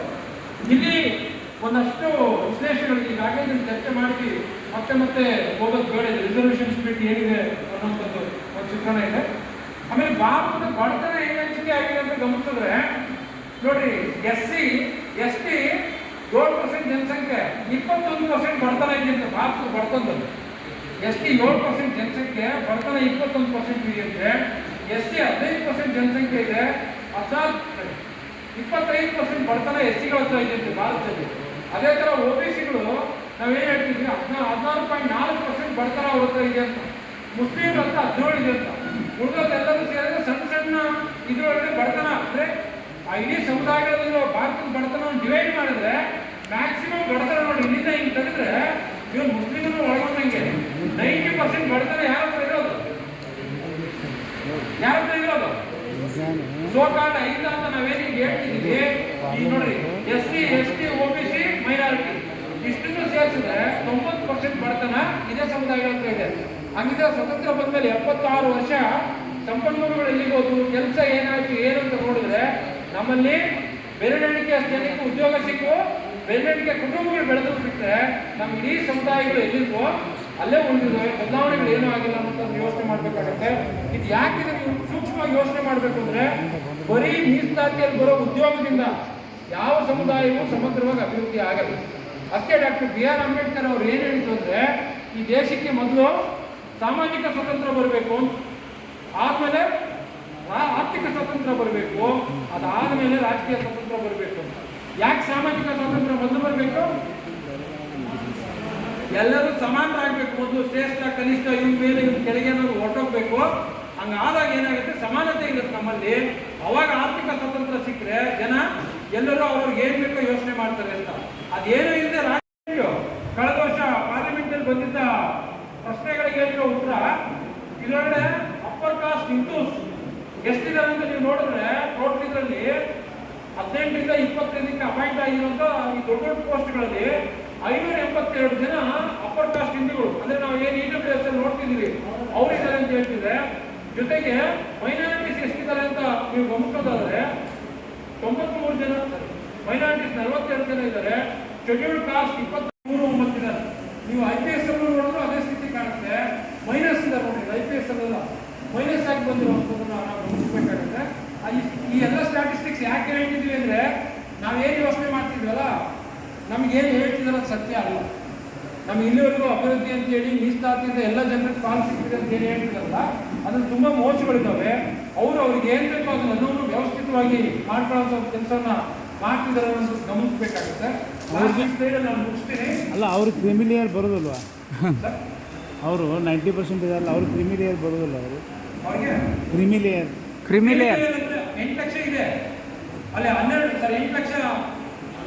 8 ಲಕ್ಷನೇ ಮಾಡಿದ್ದಾರೆ ಅವ್ರಿಗೂ. ಬಟ್ ಪ್ರಾಬ್ಲಮ್ ಏನಾಗುತ್ತೆ, ಅಲ್ಲಿರೋ ಕ್ರೀಮ್ಗಳೆಲ್ಲ 50% ಮೀಸಲಾತಿ ಏನಿದೆ ಜನರಲ್ ಮೆರಿಟ್ ಅಂತ, ಅಲ್ಲಿ 50% ತಗೊಳ್ತಾರೆ, ಇಲ್ಲಿ 10%, ಒಟ್ಟು 60% ಅವ್ರದೇ ಶೇರ್. 60% 90% ಅವರೇ ಇದಾರಲ್ಲ, ಅವ್ರು ಏನು ಕ್ರಿಮಿಲಿಯರ್ ಇಲ್ಲ. ಅಂದರೆ 60% ಶೇರ್ ಮಾಡಬೇಕು, 60% ರೆಪ್ರೆಸೆಂಟೇಷನ್ ಸಿಗುತ್ತೆ ಅಂತ. ಇಲ್ಲಿ ನೋಡಿ, ಎ ಗ್ರೂಪ್ ರೆಪ್ರೆಸೆಂಟೇಷನ್ ಇಲ್ಲಿವರೆಗೂ ನೇಮಕಾತಿ ಆಗಿರೋದ್ರಲ್ಲಿ SC 20% ಪಾಪ್ಯುಲೇಷನ್ 11.5 ಇದ್ದಾರೆ, ST 4.8 ಇದ್ದಾರೆ, OBC 55% ಜನಸಂಖ್ಯೆ ಇರೋದು. ನಮ್ಮ IAS officers KS officers level ನೋಡಿದ್ರೆ 6.9% ಮಾತ್ರ ಇದ್ದಾರೆ. ಉಳಿದೆಲ್ಲ ಮ್ಯಾಚ್ ಜಾತಿಗಳು. ಅವಾಗಲೇ ಹೇಳಿದ್ವಿ ನಾವು 76.8% ಇದೆ. ಆದರೆ ಯಾಕೆ OBC ಇಷ್ಟು ಕಡಿಮೆ ಪಾಪ್ಯುಲೇಷನ್ ತೋರಿಸ್ತಿದೆ ಅಂದರೆ OBC ರಿಸರ್ವೇಷನ್ ತುಂಬ ಲೇಟಾಗಿ ಬಂದಿತ್ತು. ಮೊದಲು OBC ರಿಸರ್ವೇಷನ್ ಇರಲಿಲ್ಲ. OBC ರಿಸರ್ವೇಷನ್ ತುಂಬ ತಡವಾಗಿ ಬಂತು. ಇಂಪ್ಲಿಮೆಂಟೇಷನ್ ಸರಿ ಆಗ್ತಿರೋದ್ರಿಂದ 6.9% ಎ ಗ್ರೇಡ್ ಎಂಪ್ಲಾಯ್ಮೆಂಟ್ ಅಲ್ಲಿ ಇರೋದು. ಅದೇ ಥರ ನೀವು ಎಲ್ಲ ಗ್ರೇಡ್ಗಳನ್ನು ನೋಡೋದು OBC ತುಂಬ ಕಡಿಮೆ ರೆಪ್ರೆಸೆಂಟೇಷನ್ ಇದೆ. OBCಯಲ್ಲಿ ಮೀಸಲಾತಿಗಾಗಿ ರಿಕ್ರೂಟ್ಮೆಂಟ್ಗಾಗಿ ಒಂದು ಸಮಗ್ರವಾದ ಹೋರಾಟ ನಡೆದಿದೆ. ಇಲ್ಲಿವರೆಗೂ ನಡೆದಿರೋ ಹೋರಾಟಗಳೆಲ್ಲ SC/ST ಮೀಸಲಾತಿಗೋಸ್ಕರ ನಡೆದಿರೋವು. SC/ST ಹೋರಾಟಗಳೇ OBC ಹೋರಾಟಗಳಾಗಿ ಕಾಣಿಸ್ತಿರೋದು. OBCಗಳೆಲ್ಲ ಸೇರಿ ಇಲ್ಲಿವರೆಗೂ ಯಾವುದೇ ಮೀಸಲಾತಿ ಬೇಕು ಅಂತೇಳಿ ನಮ್ಮ ಹಕ್ಕು ಬರ್ತಿಲ್ಲ ನಮಗೆ ಅಂತ ಎಲ್ಲೂ ಹೋರಾಟಗಳು ಮಾಡಿಲ್ಲ. ಅದು ಮಾಡದೇ ಇರೋದ್ರಿಂದ ಮ್ಯಾಕ್ಸಿಮಮ್ ಅನ್ಯಾಯ OBCಗಳಿಗೆ ಆಗ್ತದೆ. ಆದರೆ OBCಗಳು ಇನ್ನೂ ಎಚ್ಚೆತ್ಕೊಳ್ತಿಲ್ಲ. ಅದಕ್ಕೆ ಹೇಳ್ತೀವಿ, ನಮಗೆ ಅಲ್ಲದೆ ಇರೋದಕ್ಕೆ ನಾವು ಕಾಲಾಳಗಳಾಗಿದ್ದೀವಿ. ನಮಗೇನು ಬೇಕೋ ನಾವು ಯೋಚನೆ ಮಾಡ್ತೀವಿ. ಅಹಿಂದ ಯಾಕೆ ಬರಬೇಕು ಅಂದರೆ ದಲಿತ ಚಳವಳಿ, ರೈತ ಚಳವಳಿಗಳೆಲ್ಲ ಇದ್ವಲ್ಲ, ಅವೆಲ್ಲವೂ ಇವತ್ತು ಒಂದು ಸಮಗ್ರವಾದ ಐಕ್ಯ ಮಾಡ್ಕೊಂಡ್ರೆ ನಾವೆಲ್ಲರೂ ನಮ್ಮ ಹಕ್ಕುಗಳನ್ನ ಪ್ರೊಟೆಕ್ಟ್ ಮಾಡ್ಬೋದು. ಎಲ್ಲ ಶೋಷಿತರು ಒಂದಾಗಬೇಕು ಅಂದರೆ ಅಹಿಂದ ಸಮುದಾಯಗಳು ಒಂದಾಗಬೇಕು ಅಂತ. ಅಹಿಂದದಲ್ಲಿರೋ ಎಲ್ಲ ಸಮುದಾಯಗಳು ಶೋಷಿತರೇ ಆಗಿರೋದ್ರಿಂದ ಅವ್ರು ಒಟ್ಟಾರೆ ಒಂದು ಬದಲಾವಣೆ ಮಾಡಲಿಕ್ಕೆ ಆಗುತ್ತೆ ಅನ್ನೋಂಥದ್ದು. ಇಷ್ಟನ್ನ ಹೇಳಿ ನಾನು ಇಲ್ಲಿ ನಿಲ್ಲಿಸ್ತೀನಿ. ಅವ್ರು ಟೀ ಬ್ರೇಕ್ ಅಂತ ಹೇಳಿದ್ರೆ, ಟೀ ಬ್ರೇಕ್ ಆದ್ಮೇಲೆ ಬೇಕಾದ್ರೆ ಏನಾದರೂ ಪ್ರಶ್ನೆಗಳಿದ್ರೆ ಸರ್. ಅದೇ ಸರ್ಕಾರದ ಒಂದು ನೀತಿ ಯೋಜನೆ ಆದಾಗ ಈಗ ಅಲ್ಲಿ ತೀರ್ಮಾನ ತಗೊಳ್ಳೋ ಕಡೆ ಯಾವ ಅಲೆಮಾರಿಗಳು ಇಲ್ಲ. ಇರ್ರೆಸ್ಪೆಕ್ಟಿವ್ ಮೂರು ಸಮುದಾಯದಲ್ಲಿರೋ ಯಾವ ಅಲೆಮಾರಿಗಳು ಅಲ್ಲಿ ಮಿನಿಸ್ಟ್ರು ಅಲ್ಲ, CM ಅಲ್ಲ. ಆಮೇಲೆ ಇನ್ನೊಂದು ನಾವು ಮುಖ್ಯವಾಗಿ ಗಮನಿಸಬೇಕು, ಅದಕ್ಕೆ ನಾನು ಹೇಳಿದ್ದು ಅಹಿಂದನ ರಾಜಕೀಯವಾಗಿ ನೋಡಕ್ಕೆ ಹೋದ್ರೆ ತುಂಬ ಪ್ರಾಬ್ಲಮ್ ಇದೆ ಅಂತ. ಯಾಕೆಂದರೆ ಮ್ಯಾಕ್ಸಿಮಮ್ ಅಹಿಂದ ಸಮುದಾಯಗಳಿಗೆ ಪ್ರಾತಿನಿಧ್ಯತೆಯೇ ಇಲ್ಲ. ಯಾಕೆ ನಾವು ಸಂಖ್ಯೆಯಲ್ಲಿ ತುಂಬ ಕಡಿಮೆ ಇದೆ. SCಯಲ್ಲಿ 6 ಸಮುದಾಯಗಳು, 7 ಸಮುದಾಯ ಬಿಟ್ಟರೆ ಉಳಿದ ಯಾವ ಸಮುದಾಯದಲ್ಲೂ ಒಬ್ಬ MLA ಇಲ್ಲ. MLAನಲ್ಲೇ MLCನೂ ಇಲ್ಲ. ಬರೀ 101 ಸಮುದಾಯದಲ್ಲಿ 6 ಸಮುದಾಯಗಳಿರೋದು. STಯಲ್ಲಿ 3-4 ಸಮುದಾಯಗಳನ್ನು ಬಿಟ್ಟರೆ ಬೇರೆ ಯಾವುದರಲ್ಲಿ ಯಾರೂ ಇಲ್ಲ. ಇವನ್ OBC ಅಂತ ನಾವೇನು 235 ಸಮುದಾಯಗಳನ್ನು ನೋಡ್ತಿದ್ದೀವಿ, ಅದರೊಳಗಡೆ ಒಂದು 15-20 ಸಮುದಾಯಗಳನ್ನು ಬಿಟ್ಟರೆ ಉಳಿದೋದು ಯಾರೂ ಪ್ರಾತಿನಿಧ್ಯತೆ ಇಲ್ಲ. ನಾನಲ್ಲಿ ಟೀ ಕುಡಿಯುವಾಗ ಅವಾಗ ಹಿಂಗೇನೋ ಜನರಲ್ ಚರ್ಚೆ ನಡೀತಿತ್ತು. ಅವ್ರವ್ರ ಸಂಖ್ಯೆ ಜಾಸ್ತಿ ಇದೆ, ಅವ್ರವ್ರ MLA ಅವರು ಅವ್ರ ಮಿನಿಸ್ಟ್ರಿಗೆ ಕೇಳ್ತಾರೆ, ನಮ್ಮ MLAನೇ ಇಲ್ಲ, ನಾವೇನು ಕೇಳಬೇಕು ಅಂತೇಳಿ ಈಗ ಅವರವರೇ ಮಾತಾಡ್ತಿದ್ದು ಕೇಳಿತ್ತು. ಇನ್ನು ಆ ಥರ ತಬ್ಬಲಿ ಆಗಿರುವಂಥ ತುಂಬ ಸಮುದಾಯಗಳಿದ್ದಾರೆ. ಅವ್ರು ಎಲ್ಲ ಹಕ್ಕು ಸಿಗಬೇಕು ಅನ್ನೋದು ಮೂಲ ಆಲೋಚನೆ ಕ್ರಮ ನಮ್ಮದು. ಈಗ ಅದ್ರ ಬಗ್ಗೆ ನಾವು ಕೂತು ಚರ್ಚೆ ಮಾಡಿ ಬಗೆಹರಿಸ್ಕೊಳ್ಬೋದು. ಈಗ ಅದನ್ನು ಈ ಫೋರಮಲ್ಲಿ ಚರ್ಚೆ ಮಾಡುವಂಥದ್ದು ಸೂಕ್ತ ಅಲ್ಲ. ಆದರೆ ಬೇಸಿಕ್ ಆಗಿ ಶೋಷಣೆ ಏನು 1% ಈಗ ನೋಡಿ, 49 ಸಮುದಾಯಗಳು, 49 ಸಮುದಾಯಗಳ ಒಟ್ಟು ಜನಸಂಖ್ಯೆ 4.5 ಲಕ್ಷ, 4,76,000.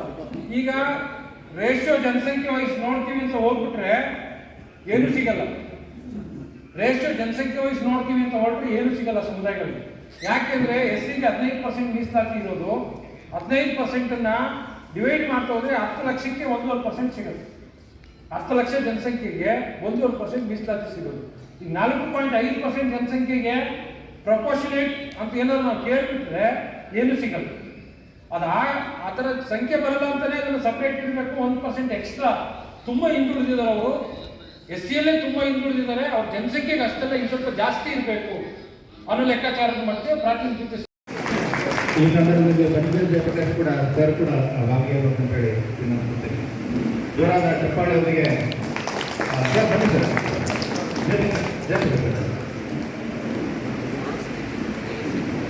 ರಾಮನಹಳ್ಳಿ ಚಂದ್ರಶೇಖರ್ ಧನ್ಯವಾದ.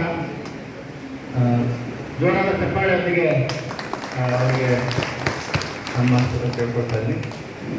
Thank you sir.